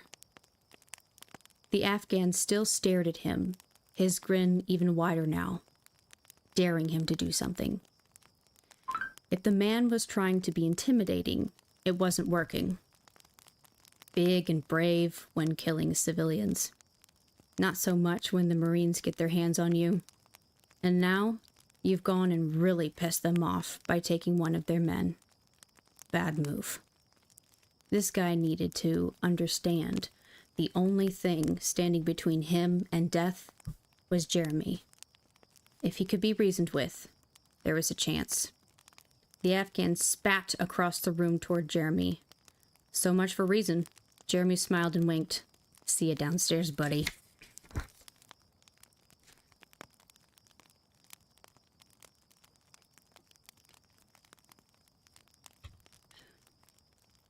Chapter 29. Colonel Kronfeld waited for Jeremy in the interrogation room. A younger man stood with him, obviously a local, but wearing jeans, a faded red t-shirt, emblazoned with a Nike swoosh, and a turban. This is Nizam, your translator, the colonel said. He's on loan from the CIA. Good man. Helped us a couple of missions already. How do you do, sir? Nizam said. I am pleased to make your acquaintance. Jeremy nodded. Your English is excellent. Spend some time in the States? No, sir. American TV shows. He grinned and looked away from the men. Dallas is my favorite. You can pick up American TV here? Jeremy asked. Nizam shook his head. I spend most of my time in Pakistan. Things are not so, strict there. I wish the same for my country. You have family there? The translator grinned, looked toward the window. A sister. We left Afghanistan almost 10 years ago. She was only 6, but I saw things. How the Taliban treated women and girls. Not my sister. Not while I lived. I took her across the border. It was hard, but I had to help. Your CIA offered and I accepted. It was a chance to help my sister and change my country. Make things better for other girls. Jeremy studied the man. No parents? Both dead. My father died fighting the Russians. The Taliban killed my mother. Sorry. Where's your sister now? The Taliban have to know you're working with us. They'll go after her. Nizam glanced at the colonel. She stayed here with me for many weeks, but she is far away now. Safe forever. Colonel Kronfeld patted Nizam's shoulder. You're a good brother. When all this is over, you'll join her. I promise. Jeremy arched his back and yawned. So she's back in the States, or at least that's what they want Nizam to believe. Who knows? Maybe she really is. Okay, let's get going. Nizam, the colonel said, the things that happen in this room must remain in here, you understand? Of course, sir. I will do whatever I can to help find your comrade. I know that one of the prisoners from upstairs shuffled into the room, his arms still bound behind him. The guard hovered inches behind with his rifle held tightly. The barrel pointed at the base of the captive's skull. For a moment, no one moved. The background hum of the generator grew louder as a stifling breeze fanned the heavy curtain into the room. Jeremy pressed a hand over his gurgling stomach and resisted the urge to shake the surreal feeling from his mind. In less than 2 days, he'd gone from sorting through pediatricians to a military jet to this room with its weapons and stench. Get to work and get home. He tilted his head toward the chair, and the guard shoved the prisoner on into it. Thank you, Marine, the colonel said. That'll be all. Close the door on your way out. Yes, sir. The guard paused at the exit to hang a heavy tarp across the doorway. You've got 15 minutes, Colonel Kronfeld said. Get what you can, then we'll bring down the next one. Jeremy wiped the sweat off his lip and turned to the officer. Sir, 15 minutes is barely enough time to... The clock is ticking, Winter. Get on with it. But if I don't have enough time to do this right, I can't get what you need. Colonel Kronfeld shrugged. Do what you can. Our experience is that, aggressive interrogation methods work best. I'll be right outside. If this guy doesn't give us any intel on the missing Marine, we'll move on to the next. And when we've interrogated all 9 of these men, we'll get a dozen more. In case you didn't notice, this country's crawling with them. 14 minutes. Jeremy clenched his jaw and turned to the translator. Ask him his name. The prisoner did not respond. An American soldier, Marine, the colonel said as he exited the room. Jeremy cut his eyes toward the officer before turning back to the prisoner. An American Marine is missing. We're trying to locate him. We have many ways to show our appreciation to our friends. The Afghan scooted forward in the chair, his eyes wide and his chest rising and falling at an alarming rate. He spoke quickly, as if the words had built into an eruption and could no longer be contained. Nearly 2 minutes of one-way conversation occurred before Jeremy held up his hand. Nizam cleared his throat, took a sip of water. He says he knows nothing. The man upstairs, the one on the end, is Taliban. He knows everyone. If any of them help, their families could be killed. He says he doesn't know where your soldier is, though. None of them do. He just wants to go home. Jeremy bent forward, placed his hands on his knees, and smiled at the prisoner. I understand. But surely there's something you can tell us that will help. Anything. No one will ever know it was you. The Afghan listened to the translator and shook his head. We can protect you and your family, Jeremy said. We're all on the same side here, all fighting for the same thing. Nizam and the man spoke rapidly for a moment, each growing more animated as the conversation continued. Finally, the man slumped in his chair, his mouth opened and forehead creased. He trusts no one, the translator said, but I don't think he knows anything. He's more worried about his wife and children than anything else.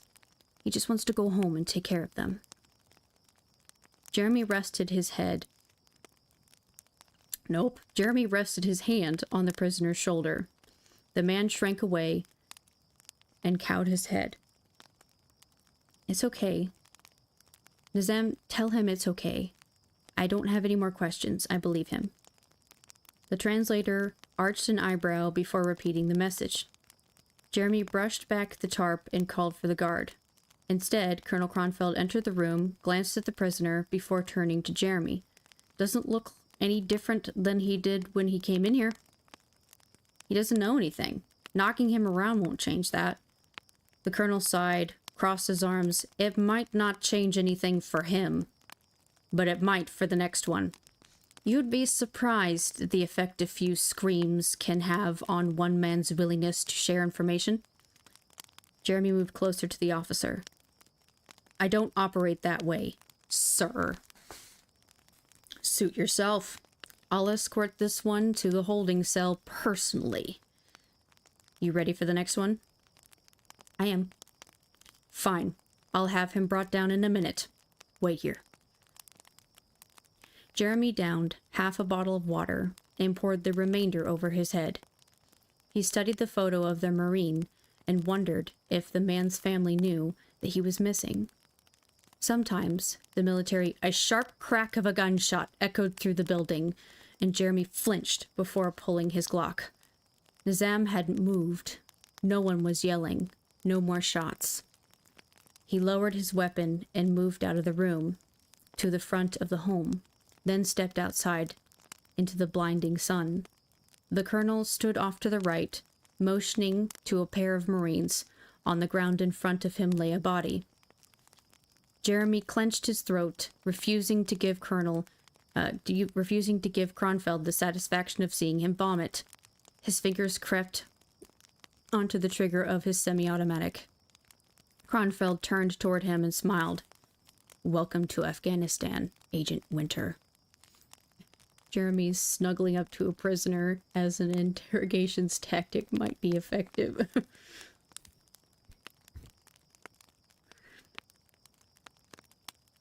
Ugh.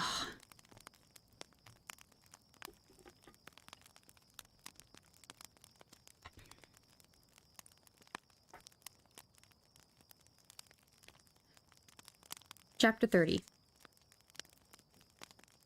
Jeremy strode back to the interrogation room, yelling at a guard as he passed, "Bring me the one on the end, now!"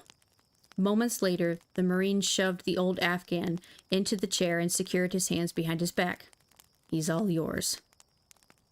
He didn't lay his head, he laid his hand on the prisoner's shoulder. I've misread it.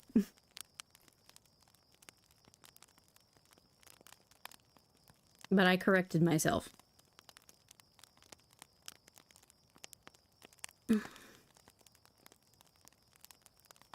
Just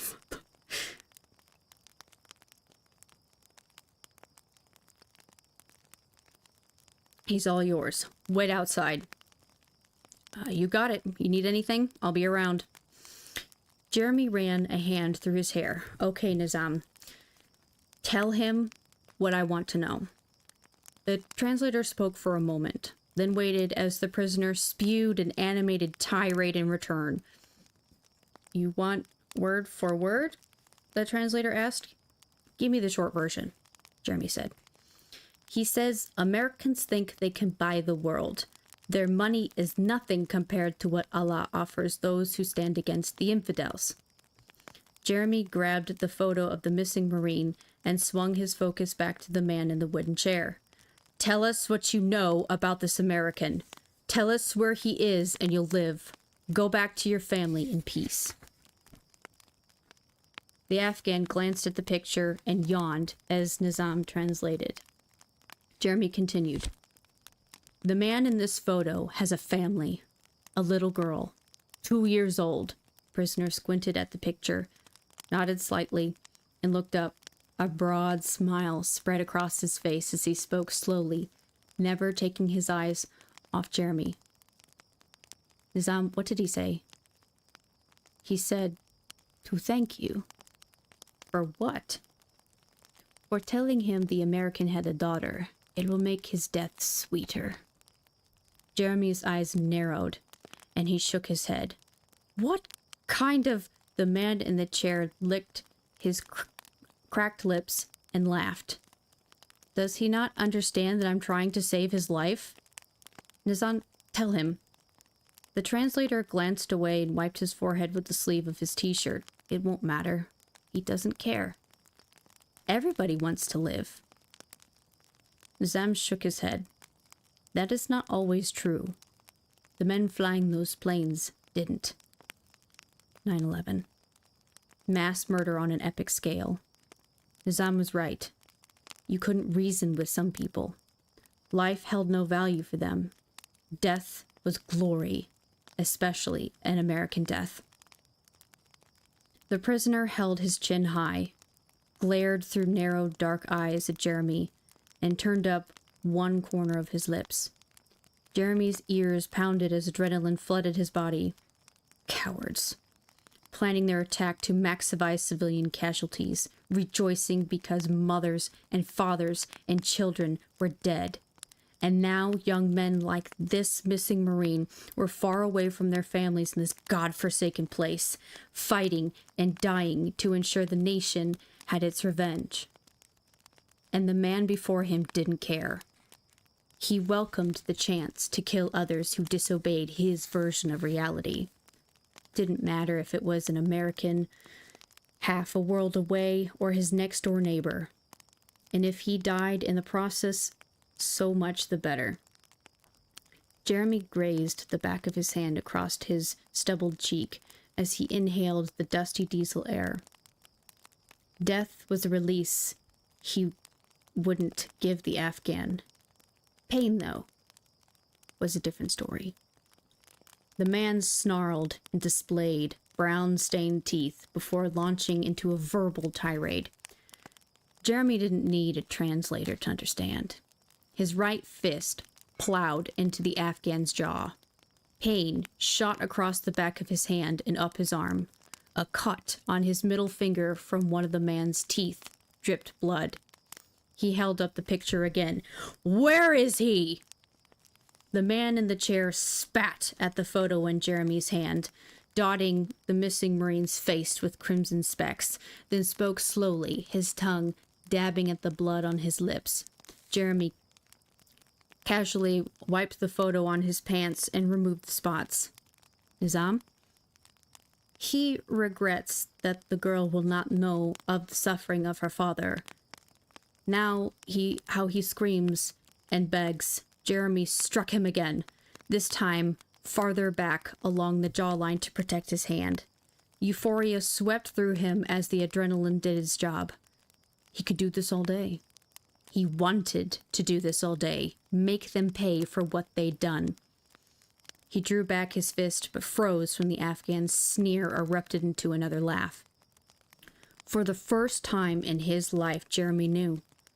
He'd been trained in self-defense, but this was different. In this room, he had all the control. The Afghan tied to the chair was no threat to him. But Jeremy knew. He not only could kill another human being, but wanted desperately to do so. Quite easy, really, once you understood that thing in the chair was more animal than man. The photo fluttered to the ground. Jeremy closed his eyes and forced his breathing to slow. Vengeance, justice, murder. Take your pick. He looked at the man before him and made his decision. Nizam, ask him where the Marine is. One more time. The prisoner cleared his throat, bringing up as much mucus as possible, and spat on Jeremy's shirt. The thick, wet glob hung there, defying gravity. Jeremy pulled his gun from the shoulder holster and smiled at the Afghan. He wondered if his own face showed the same hatred. He hoped so. He backed a few steps and pointed the pistol toward the prisoner. The Afghan didn't blink. He thrust his chin higher and began to chant. Jeremy focused down the length of his arm to his hand. The blurry figure of the prisoner was simply a background to the pistol's sight. So easy to kill a man. Squeeze the trigger and move on. Anything to save an American life. His finger tensed and his breathing slowed as the firearms training kicked in. Don't anticipate. Don't jerk. Squeeze until his weapon fired, sending a 9mm hollow point toward its target. Jeremy's ears rang, but his arm never wavered. The soothing smell of gunpowder covered him, sticking to his sweat. The chanting had stopped. A crimson stain grew on the red shoulder of the man in the chair.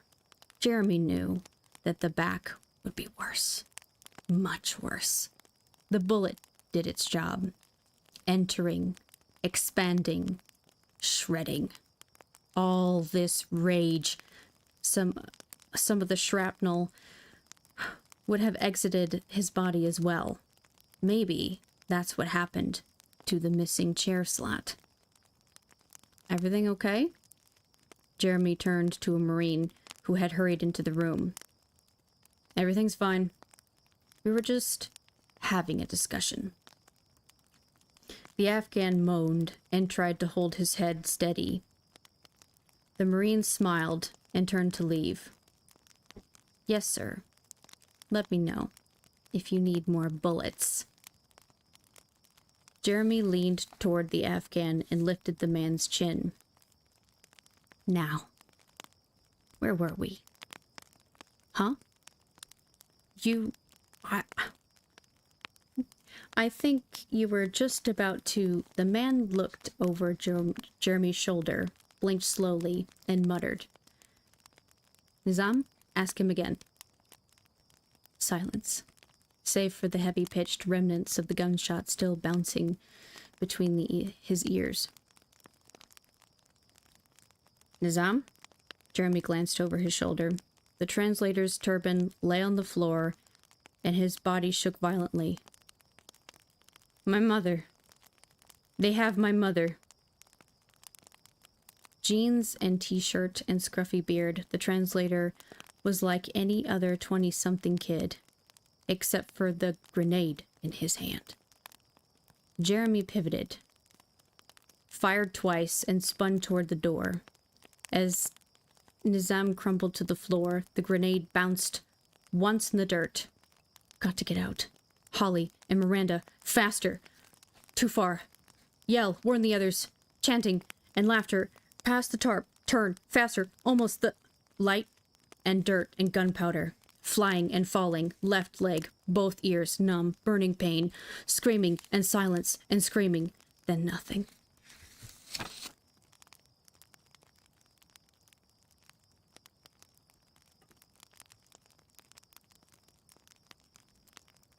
Chapter 31.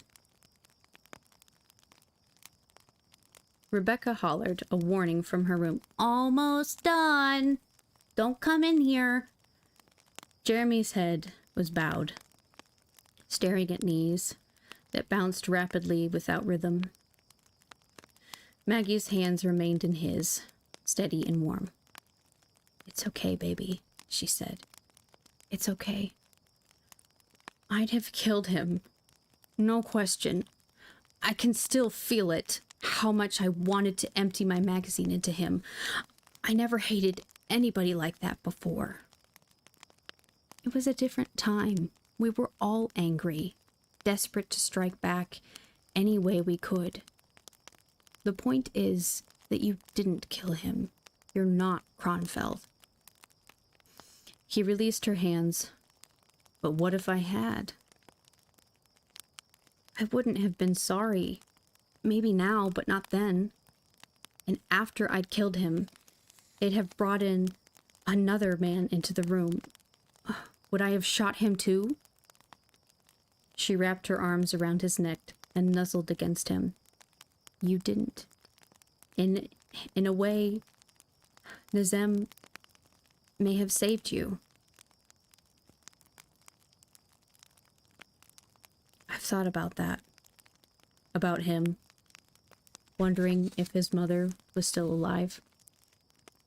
If they let her go. Or if he died for nothing. Lots of people did. It's history. What happened, happened. And what didn't, didn't. You're who you are now. Nothing's changed about how I feel about you. It couldn't. He pulled away and stood. Killing's not so hard when you think you're right. When you can justify it by saying lives are at stake. I know that now, Maggie. What I don't know is whether I could live with myself after the fact. These people I chase, these serial killers, it's not that hard for them, you know? The murders, I mean, and they seem to go on with life just fine. Maggie shifted to face him. You're not them. No. But I feel it sometimes, especially at night. Afghanistan is there, waiting to come out again. And in case I might forget, I've got something to remind me. He tapped his left leg. Is it flaring up again? Seriously, get it checked out. Schedule the doctor, and let me know when the appointment is. He frowned and tapped a finger on his leg. You don't have to babysit me. Just making sure you take care of yourself, that's all. Sure you don't want me to schedule it for you? Or can I trust you?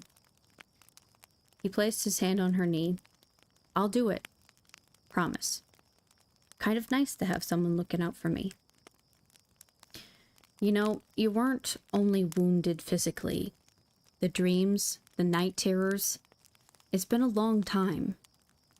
Shouldn't it be getting better? I mean, maybe you have PTSD. There's no shame in asking for help, Jeremy. It's not just what happened over there. She looked up at him and ran her hands along his arms. Shoulder to wrist and back up. He stared over the top of her head. He's still out there. Whoever killed Holly and Miranda. I'm going to find him. And when I do, I'm afraid of what'll happen.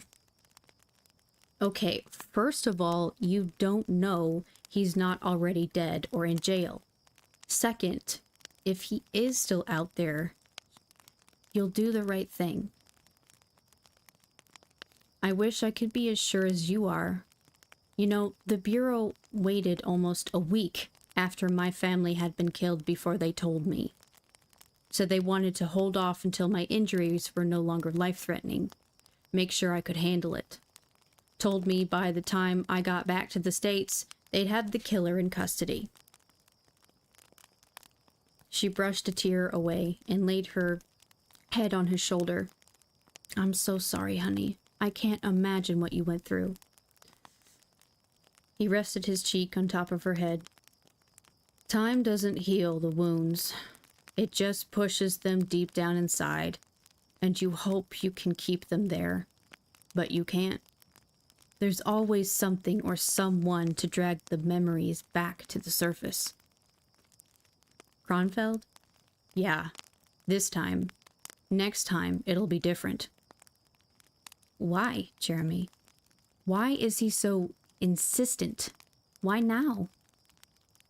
He sighed. If I had to guess, his wife's calling the shots.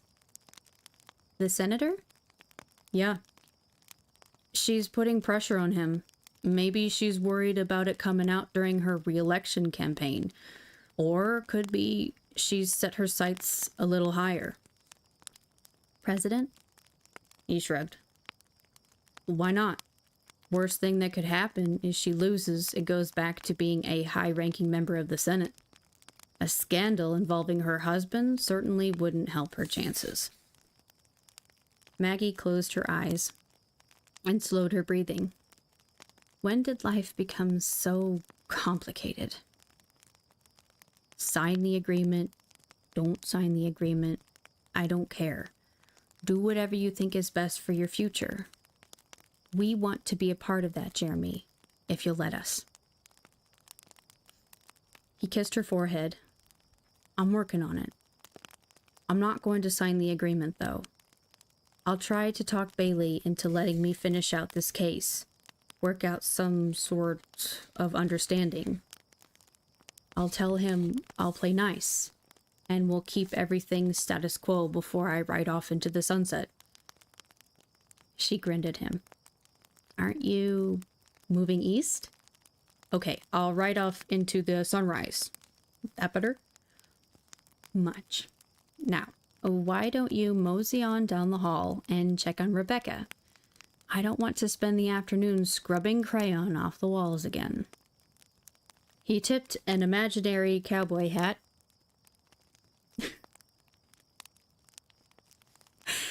Yes, ma'am. And why don't you rustle us up some victuals before we go out and wash my covered wagon?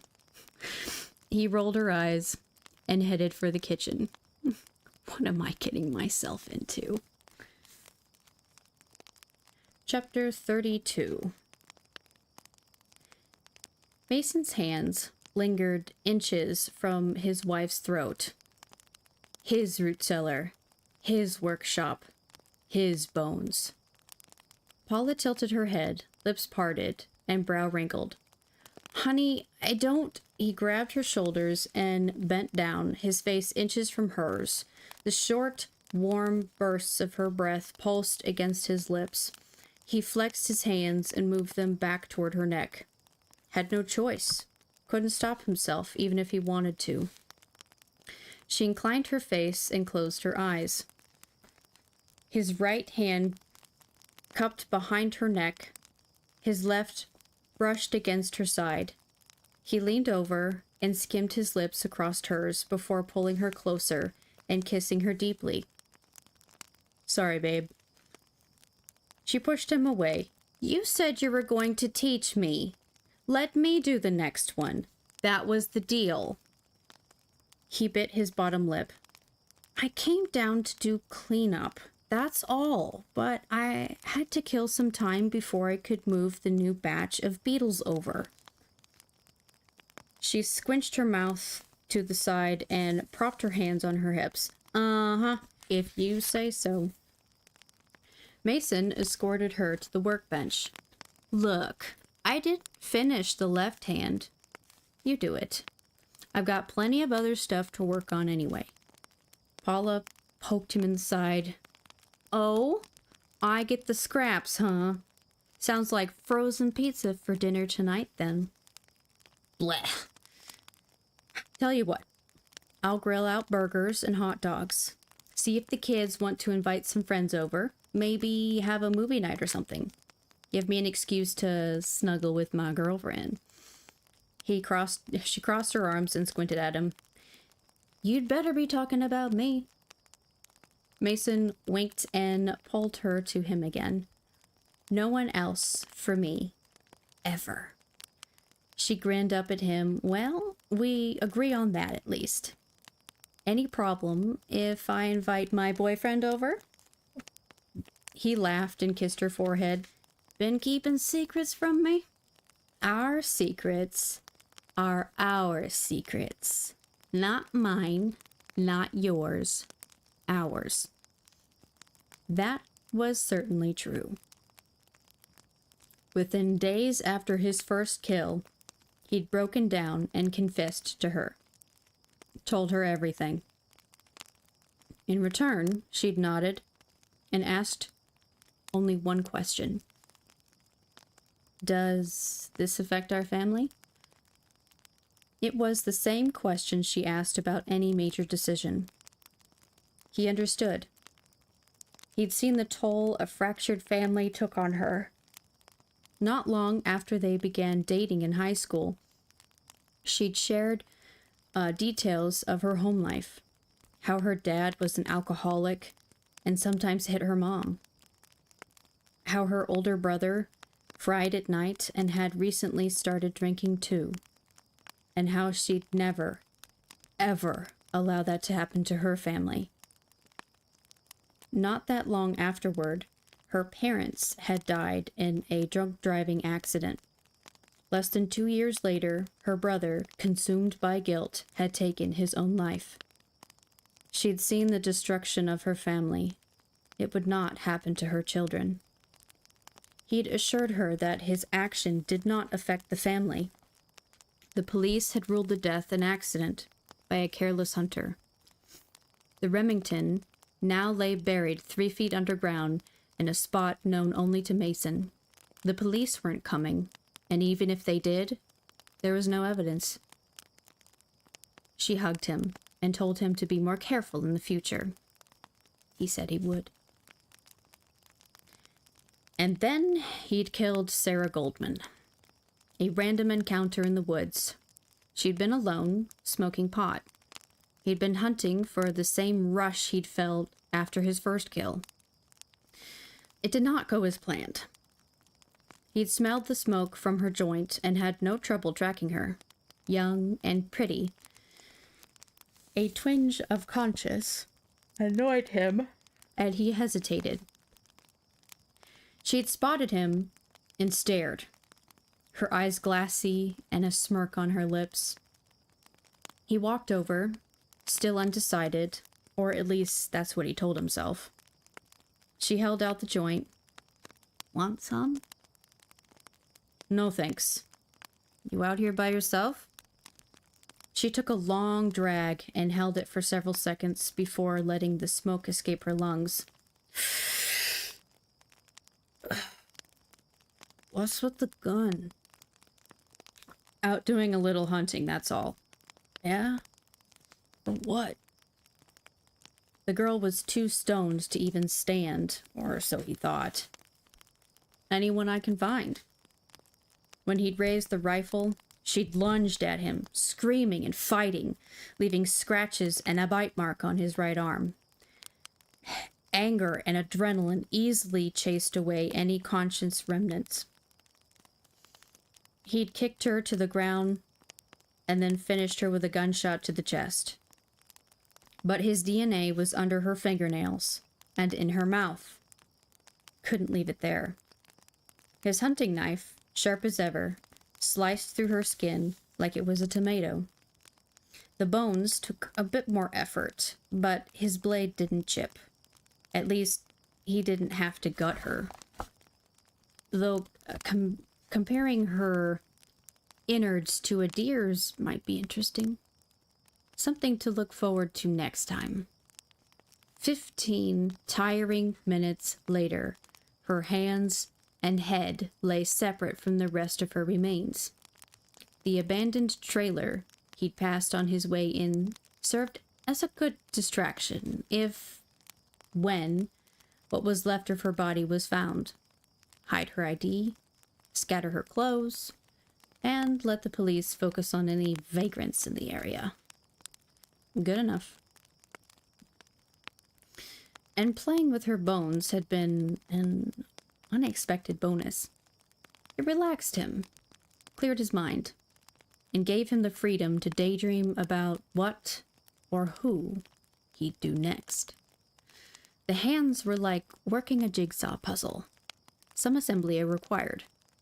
The skull was easier, though pulling any cavity-filled teeth that made him squeamish at first.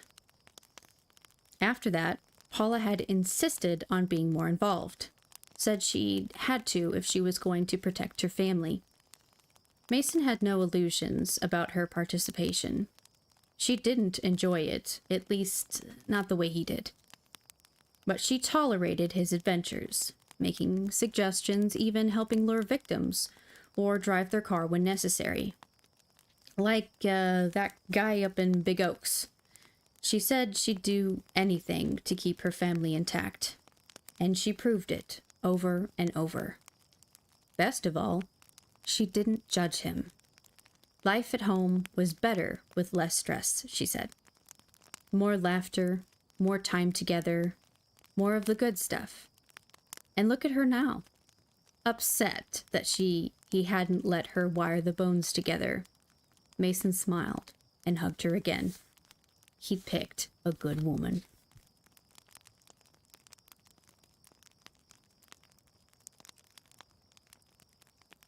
Chapter 33.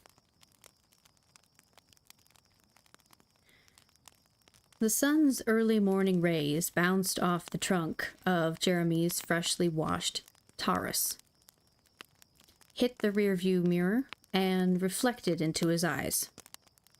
He gave up and donned his sunglasses. Monday morning westbound traffic was already building on I-64 as the truckers awakened and started their treks across the nation. Lexington, Kentucky, home of Rosalind Martin's mother, was several hours ahead. Enough time to think about his plans and what-ifs.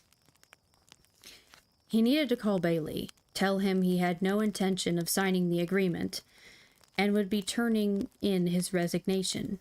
Not that the director would care much.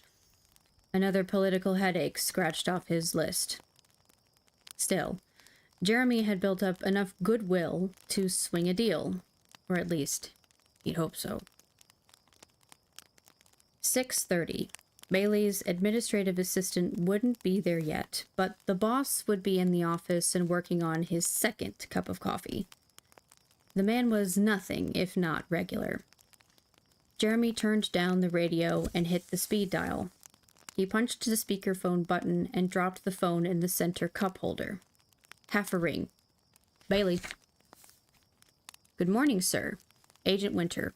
Wondered if you could spare a few minutes? Good weekend? Images flooded Jeremy's mind from thrown soap-soaked sponges to the construction paper grizzly bear now riding in the passenger seat. Great weekend, sir. About the, documents. I scan it and email it to me after you sign. Follow up with the hard copy. I'm not going to sign the agreement. Muttered expletives were followed by a heavy sigh. Not the way I wanted to start my week, Agent Winter. I understand, sir. You've thought this through?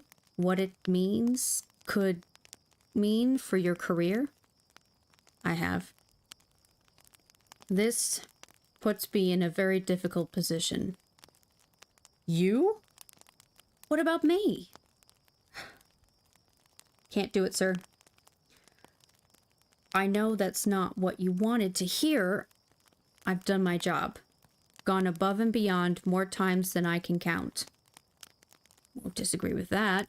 And you can keep doing your job. Just realize there are repercussions for decisions you make. No one knows that better than I do, sir. I'd like to propose a resolution that might make things simpler for both of us. I'm listening. Jeremy pushed back against his seat and stretched his leg. Really flaring up today. Too much time in the car. I'm offering my resignation, effective in 2 weeks. I believe that solves your problem.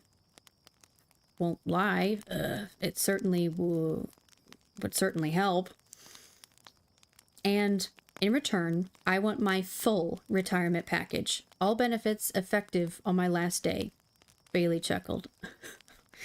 You got any idea how much red tape I'd have to cut through to make that happen? I think I'm owed that much, sir. And you can tell your friends I'll keep my mouth shut. I haven't talked about it before, and I won't start now. Agent Keeley knows, but no one else. They're not my friends, Winter. But I do have to keep them happy. You know how this works. I do. And that's why I want out. This way, everyone's happy. I'm not sure this'll satisfy certain people, but it's good enough for me. I'll do what I can to make your retirement benefits happen. You email me your resignation today. We can both move on. Will do. And while I work out my last 2 weeks, you'll be digging into your serial killer theory. Alone. Thank you, sir. Will there be anything else, Agent Winter? Have a great day, sir. Yeah. You too. He turned the radio back up, just in time to catch the end of Reba's latest. 2 weeks. It wouldn't be enough, but it was a start. If he could scrounge up enough evidence to at least make his theory plausible, he turned what he had over to the Bureau and let them handle it. Or not. This was his case. If it meant carrying it into his post-FBI future, then that's what he'd do. Maggie would understand. He couldn't turn loose of the case. Not as long as the guy was still out there. He'd share everything he had with the authorities, of course. But this was his case. All he needed was a push in the right direction. Somewhere to start. His best chance, possibly his only one, waited a few hours ahead of him. Donna Martin. If he had any information on the meetings between her daughter and Barry Thornquist, that could be the catalyst.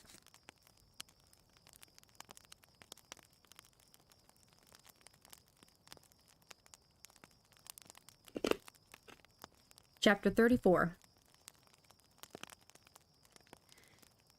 Jeremy idled down the street, alternating his view between the houses and the scribbled note in his hand. There. That's the place. Faded green siding, freshly mowed lawn, and a concrete path leading from the sidewalk to an oversized front porch, complete with wicker rocking chairs and a swing. The home Rosalind Martin had shared with her mother epitomized Lexington charm, and all that was missing was a pitcher of lemonade. He gathered his paperwork and organized his thoughts before heading inside. Donna Martin had agreed to talk to him, though she'd seemed hesitant.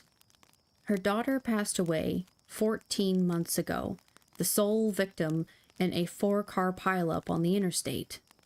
No doubt the hurt was still fresh. Jeremy's hopes hinged on the link between Rosalind and Barry Thornquist. There had to be something, anything, that might open up connections between other disappearances and victims. He grabbed his suit jacket from the back seat, walked up the path, and rapped lightly on the aluminum screen door. Somewhere in the home, a TV was on, blaring The Price is Right. Water beaded on his forehead and upper lip.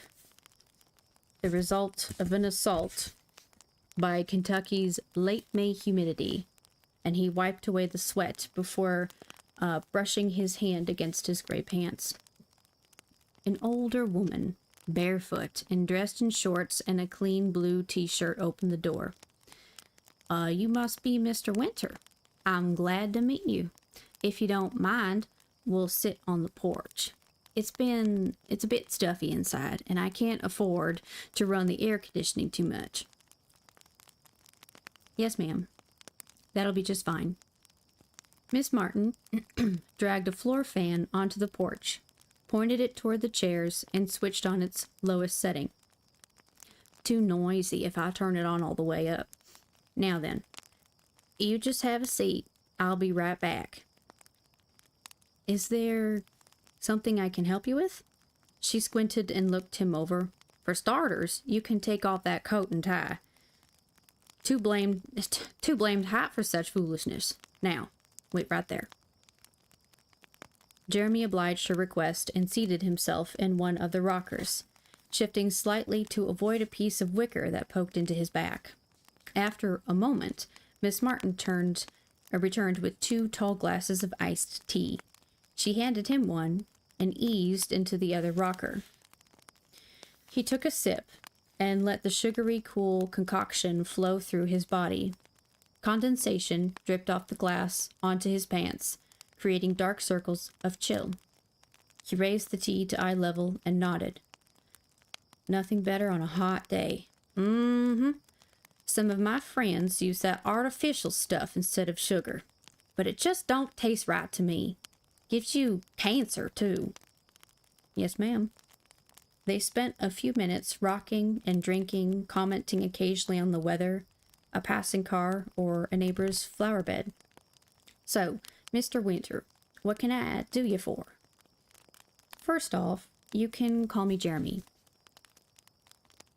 Well, that'll be fine, Jeremy, and all the folks round here just call me Miss Donna. Good enough, Miss Donna. As I said on the phone, I'm investigating a murder case. and I was hoping you might have some information that could help me.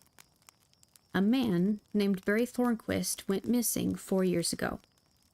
We found his body at a wildlife refuge over in Indiana several months back.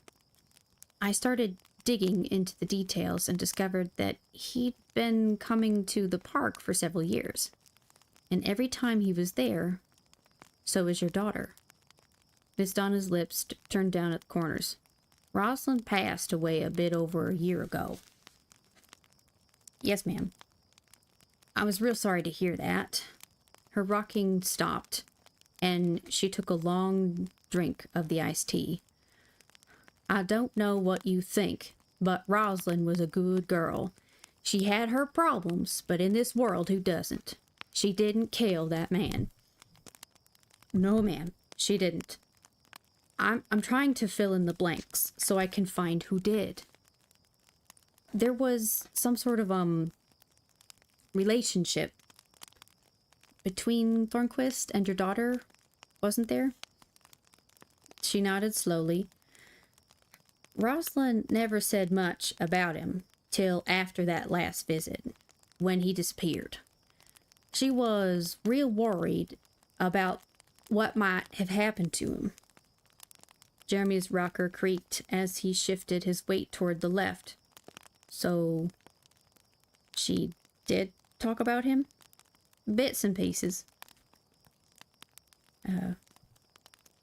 Yes, ma'am. Miss Donna reached over and placed a veiny hand on Jeremy's arm. Young man, there's been enough hurting. There has. And I'd like to keep any more from happening. Miss Donna's rocking continued, unabated, and she allowed the conversation's pause to stretch to a point of being awkward. Jeremy swatted at a fly circling his glass. I know this must be painful from you. She was always my baby girl. Made some mistakes. We both did. No matter, though. I loved her no matter what and made sure she knew it. Miss Donna, I have one concern here, and that's finding out who murdered Barry Thornquist. Whatever Rosalind was into, whatever she did, I am only interested insofar as it can help me find a killer. Maybe stop more deaths. Rosalind wasn't into anything. She got up early every day, went to work, and came home. I'd have lost this house a long time ago without her help. Yes, ma'am. I didn't mean to imply... Well, it's just that after doing this job for so long, you start to assume the worst about people. And are you usually right about that? Jeremy watched a large drop of condensation waver at the bottom of his glass before falling. More often than not, I'm afraid.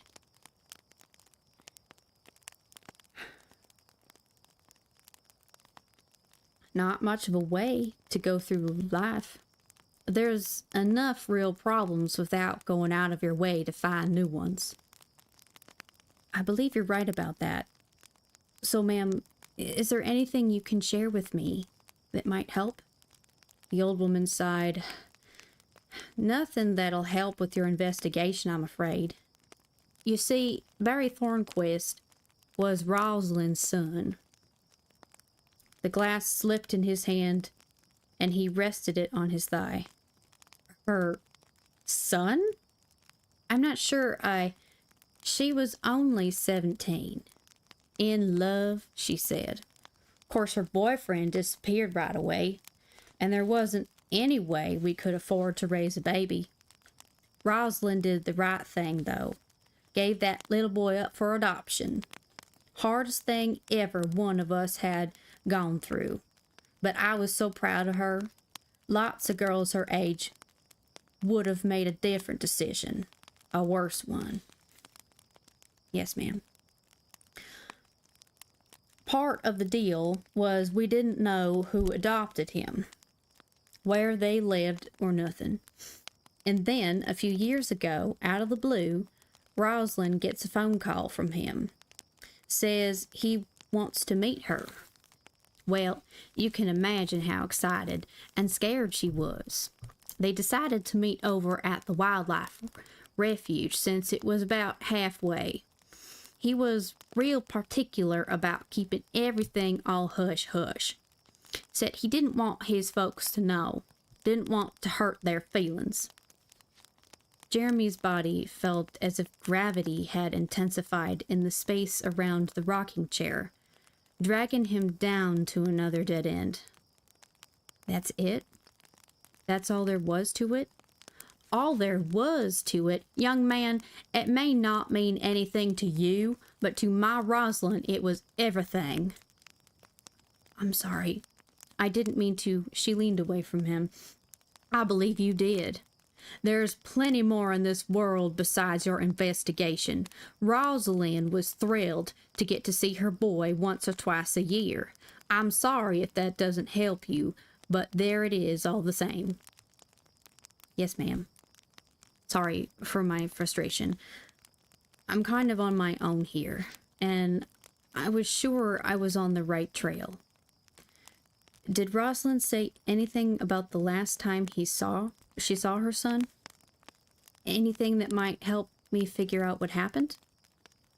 Oh, well, we talked about it, of course. She was real worried. Said after they met at the park, she headed home like always, but didn't feel right. Later on, she called it her mother's intuition. She said she didn't get more than a few miles away from the park before she turned around and went back. Wanted to give him one more hug. And did she? Couldn't. He wasn't there no more. She drove around a little but never saw him again. Figured he headed back to his home. She didn't try to call him since that was against their rules. He couldn't he always contacted her, and always from a payphone so it wouldn't show up on his cell. And she never told any of this to the police, correct? Miss Donna shrugged. Well, what was to tell? She didn't know anything, and there was no point in Barry's folks finding out he'd gone looking for his birth mother. He wouldn't have wanted that. Jeremy's head tilted forward and his shoulders sagged. Of course not. I understand. A couple of days after they last met, she saw on the news that he'd gone missing. She spent her last years worried and wondering what happened, racking her brain or anything else that might help.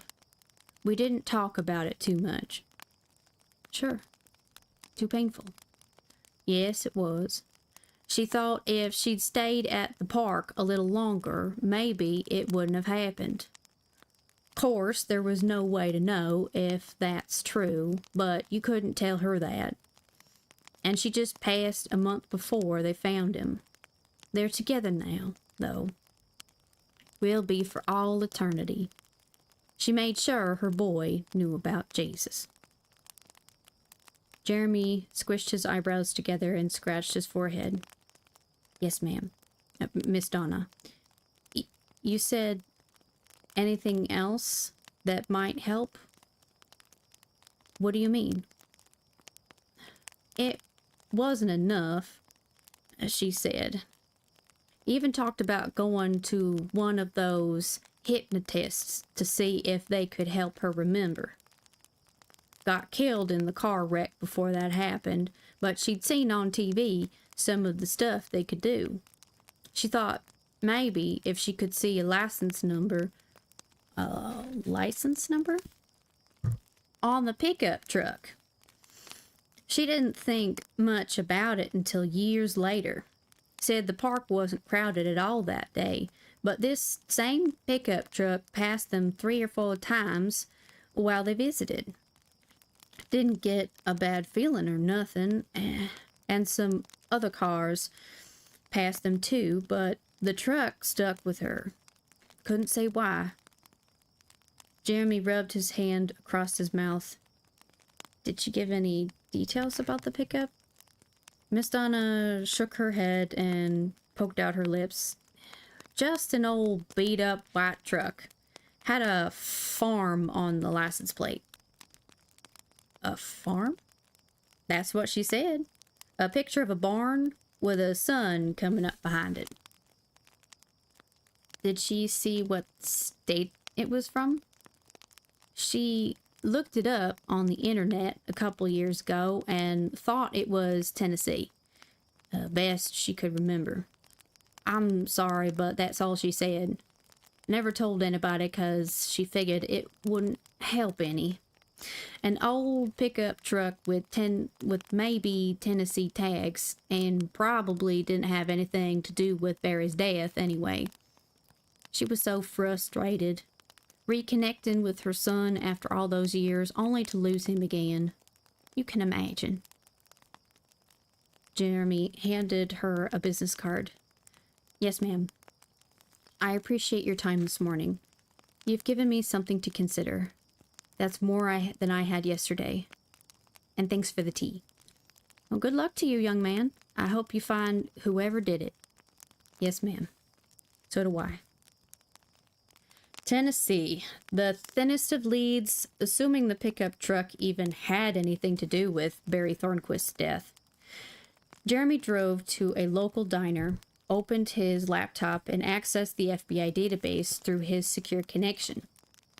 In less than 2 weeks, he'd have to turn in the computer, and more importantly, his access to the NCIC.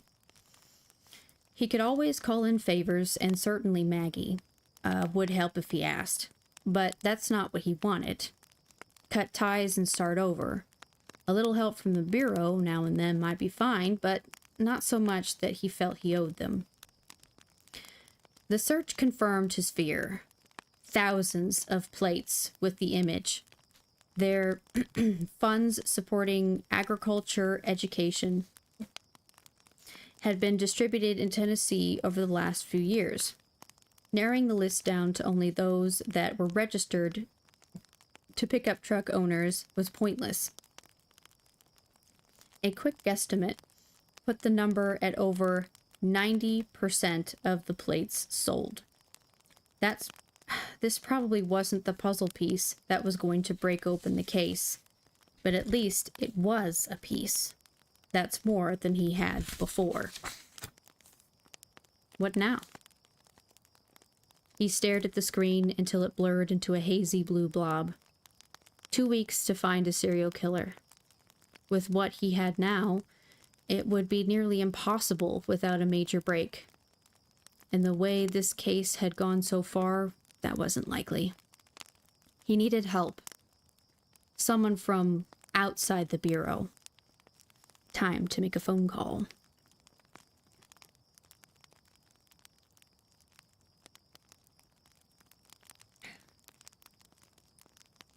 Chapter 35. Jeremy perched himself on the edge of the examination table while the doctor studied his left leg. It had only been 2 days since he'd seen Maggie, but she'd already called half a dozen times to see if he'd scheduled an appointment. He had planned to hold off until his remaining 2 weeks with the Bureau were up, but time worked against him, and the pain had steadily grown. Popping up at random intervals, enough was enough. Probably just getting old, huh? Straighten your leg, please. The doctor held Jeremy's foot and pushed the toes backward. Jeremy gasped and gripped the edge of the bed as a bolt of lightning shot from his calf to his hip. That's a little painful. We need to get an ultrasound on that leg as soon as possible. Could be a blood clot. Can't I get a prescription for some blood thinners or something? Not really a good time for me to be away from work, even for a couple hours. The doctor tapped a few notes into his tablet computer. If it is a blood clot, it could break loose and end up somewhere in your body. maybe cause a heart attack or a stroke. You need to get it checked out. I've already transferred the orders over to the hospital. Head over there now, stop at the front desk, and they'll give you a note for work. He chuckled and slid off the table. I don't need a note. I need more hours in the day. Can't help you there. I need them too. But the sooner you get the ultrasound done, the sooner you can cross that off your list and get back to work. Jeremy exhaled loudly. It never ends. Okay. I'll go on over and let them check out the leg. You think it's serious? The doctor peered over his glasses. No way to know until we see the test results. But if I were you, I'd already be halfway to the hospital. Jeremy dressed quickly and made the 10-minute drive to the medical complex. The waiting room was semi-crowded, and the woman at triage said that she had no idea how long he'd be there. The guy sitting next to him began hacking up a lung, and Jeremy walked to the vending machines, pretending he wanted a snack. After a moment, he shook his head and found a new seat far away from the coffer. Best place in the world to go if you want to get sick. He pulled out his cell phone and debated calling Maggie. Best not until he knew for sure what was going on. No sense worrying her. Instead, he hit the speed dial for his new sort of partner. Huntingburg, Indiana. Police officer Troy Obion. Answered after one ring. Hey, Jeremy. What's up? Hi, Troy. Not much. Just wanted to check in and see if you'd had any luck with that information I sent you. No, sir, not yet. I'll be honest, doesn't seem like much to go on so far. Nothing on the Tennessee license plates? No other state has a specialty tag with a barn and son, so I think Rosalind got that right. Assuming that's what she saw. The database you sent over is massive. Without more factors to sort by, not much chance of identifying a suspect. You know how many white pickup trucks have the agriculture license plate? Don't tell me. My day's going bad enough as it is. We really need to... Winter? Jeremy Winter? A male nurse in green scrubs stood at the entrance to the imaging department and peered over the waiting room. Got to run, Troy. I'll talk to you later. Appreciate all your help on this. He slipped the phone back into his pocket and walked to the nurse. Finally. Another half hour or so and he'd be headed back to the office. He nodded to the nurse. Let's get this over with.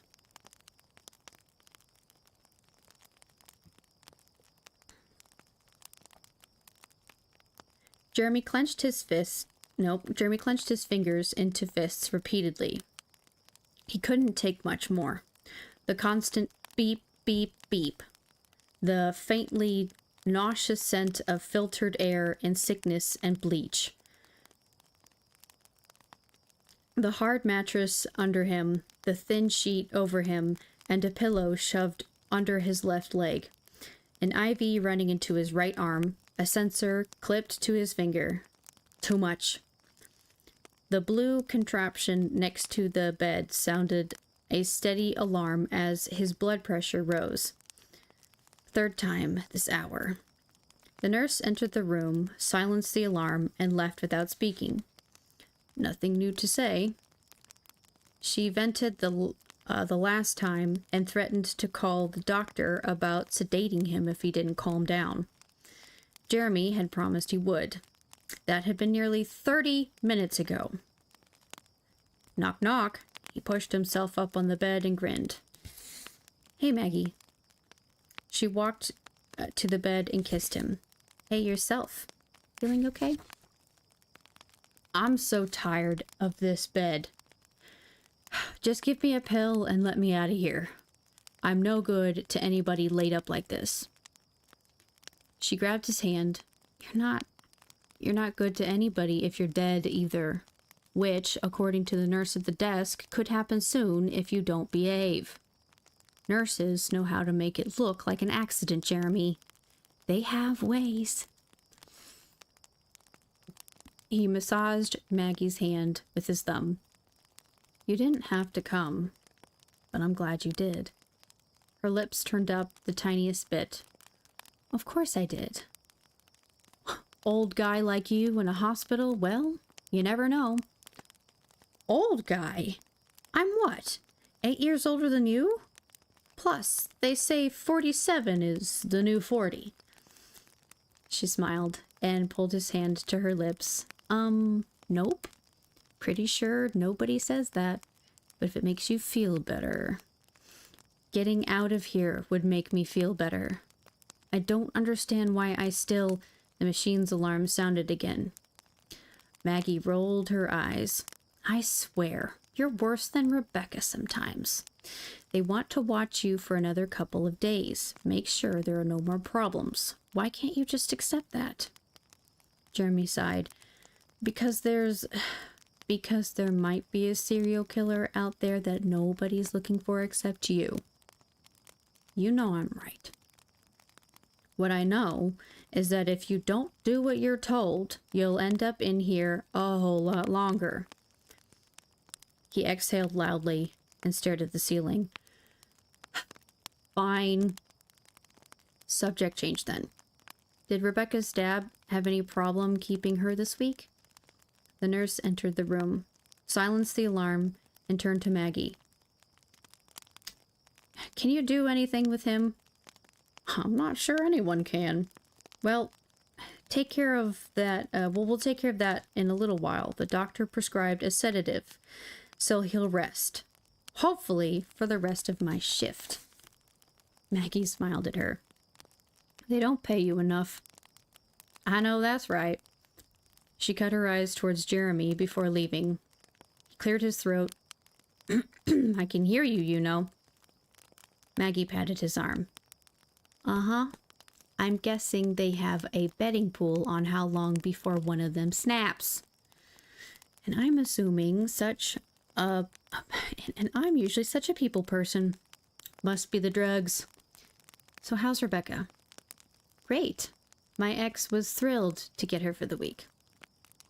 How did she feel about going? Maggie shrugged. She said she'd rather come here and go to the zoo again. Is that all? Yeah, I think so. Oh, she also said she wanted another chocolate shake from that diner. Jeremy squeezed her hand. That was a good day. Nothing else? She leaned over and kissed him on the forehead. She sent that and told me to tell you she missed you and would, let me make sure I get this right, tell Jesus to fix you up quick. You're in the regular rotation for her bedtime prayers. Mine too. Emptiness swept through his stomach up to his chest, and he sniffled.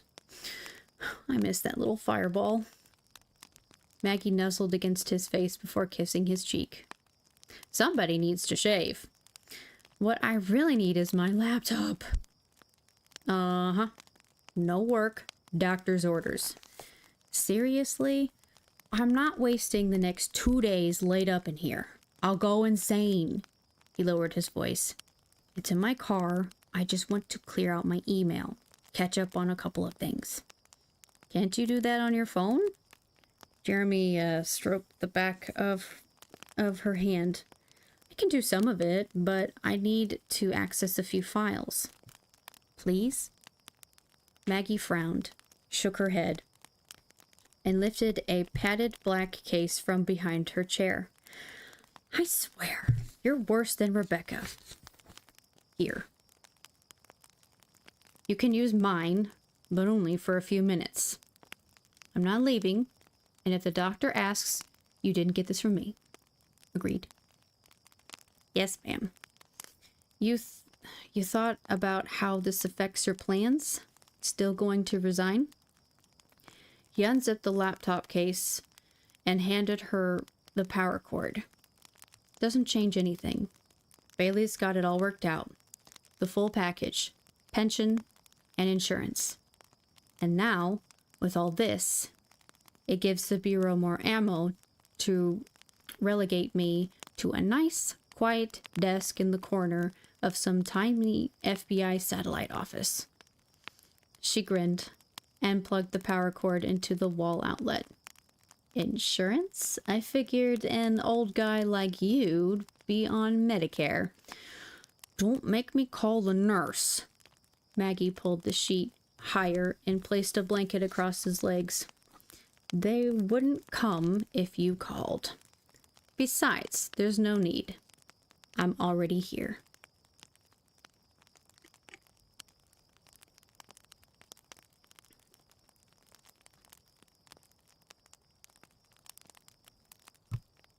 Chapter 36.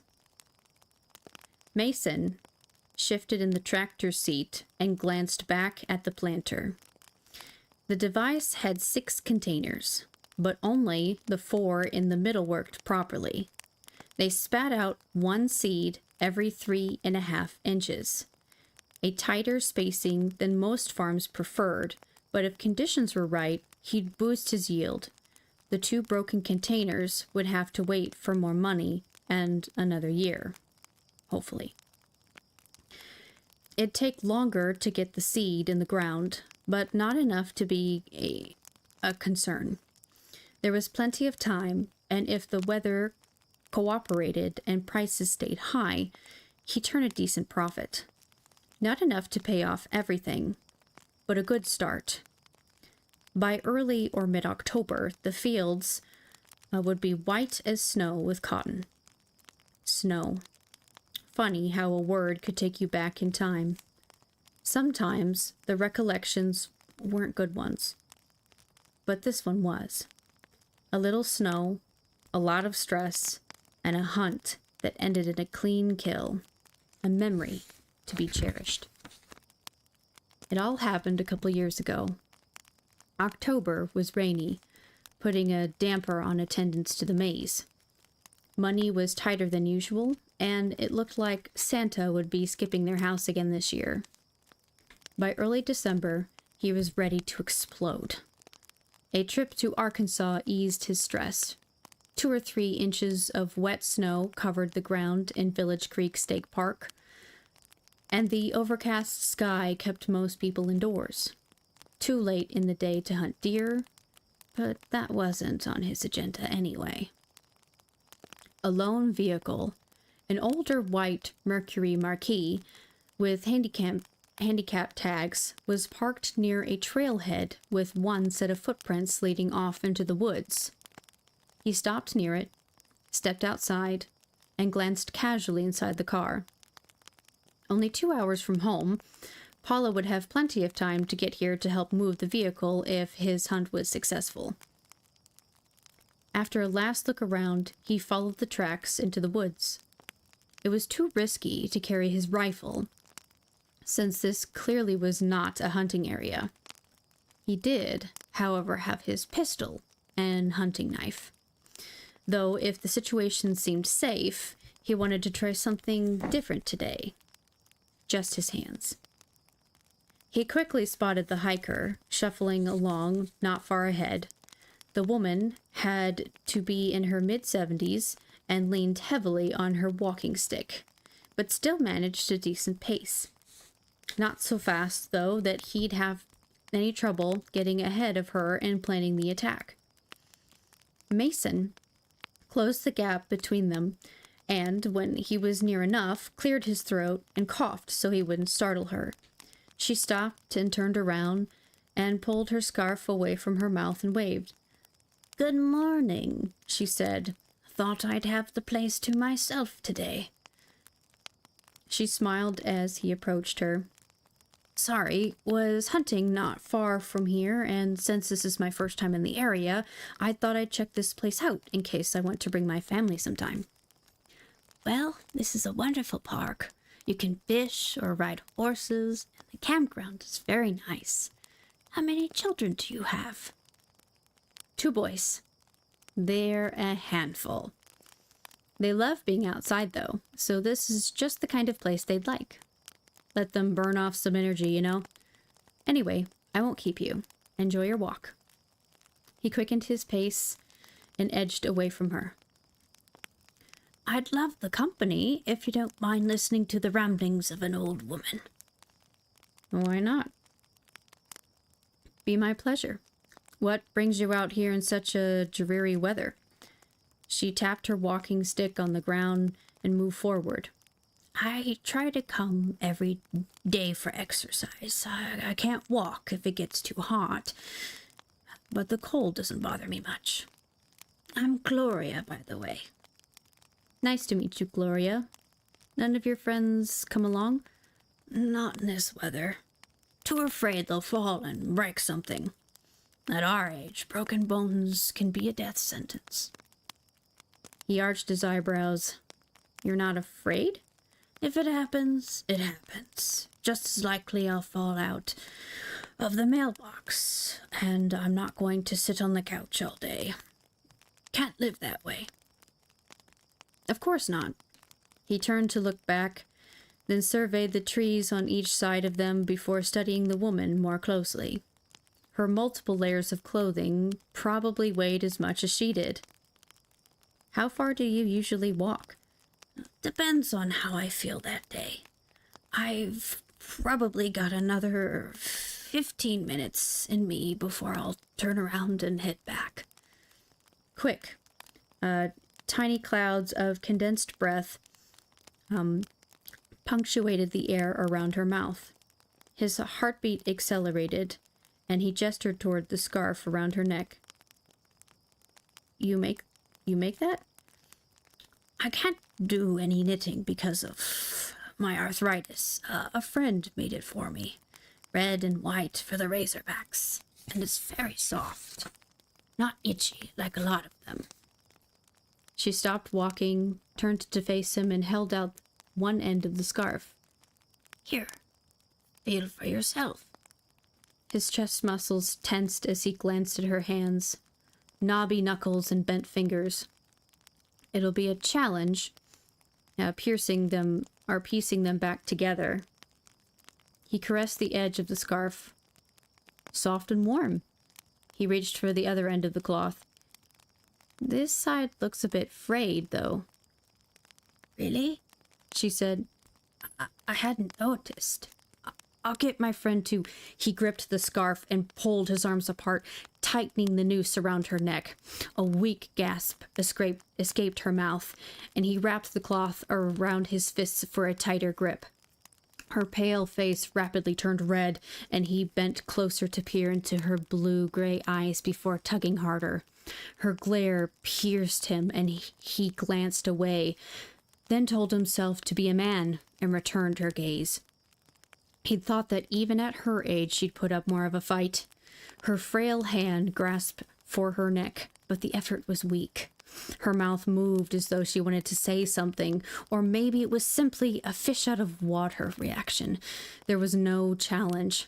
Really, it was like wrestling with the boys and not holding anything back. A quick victory was assured.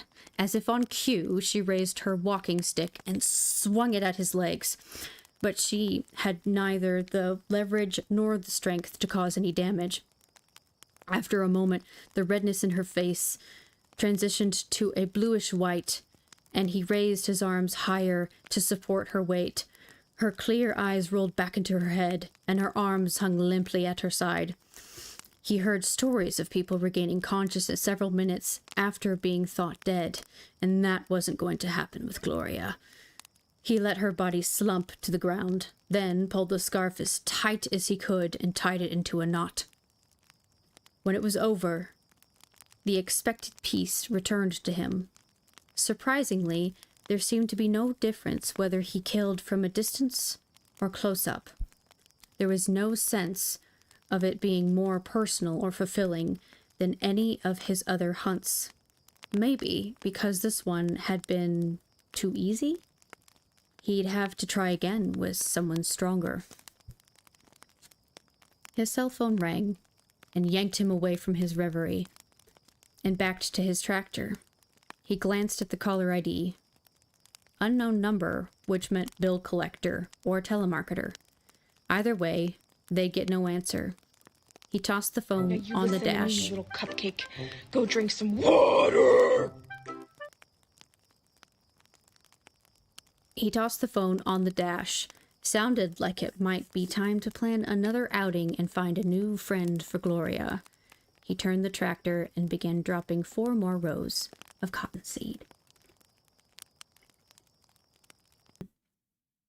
I will see you in the next stream. Thank you so much for stopping by, and I will see you later. All right, friends, have a good rest of your day. Love you.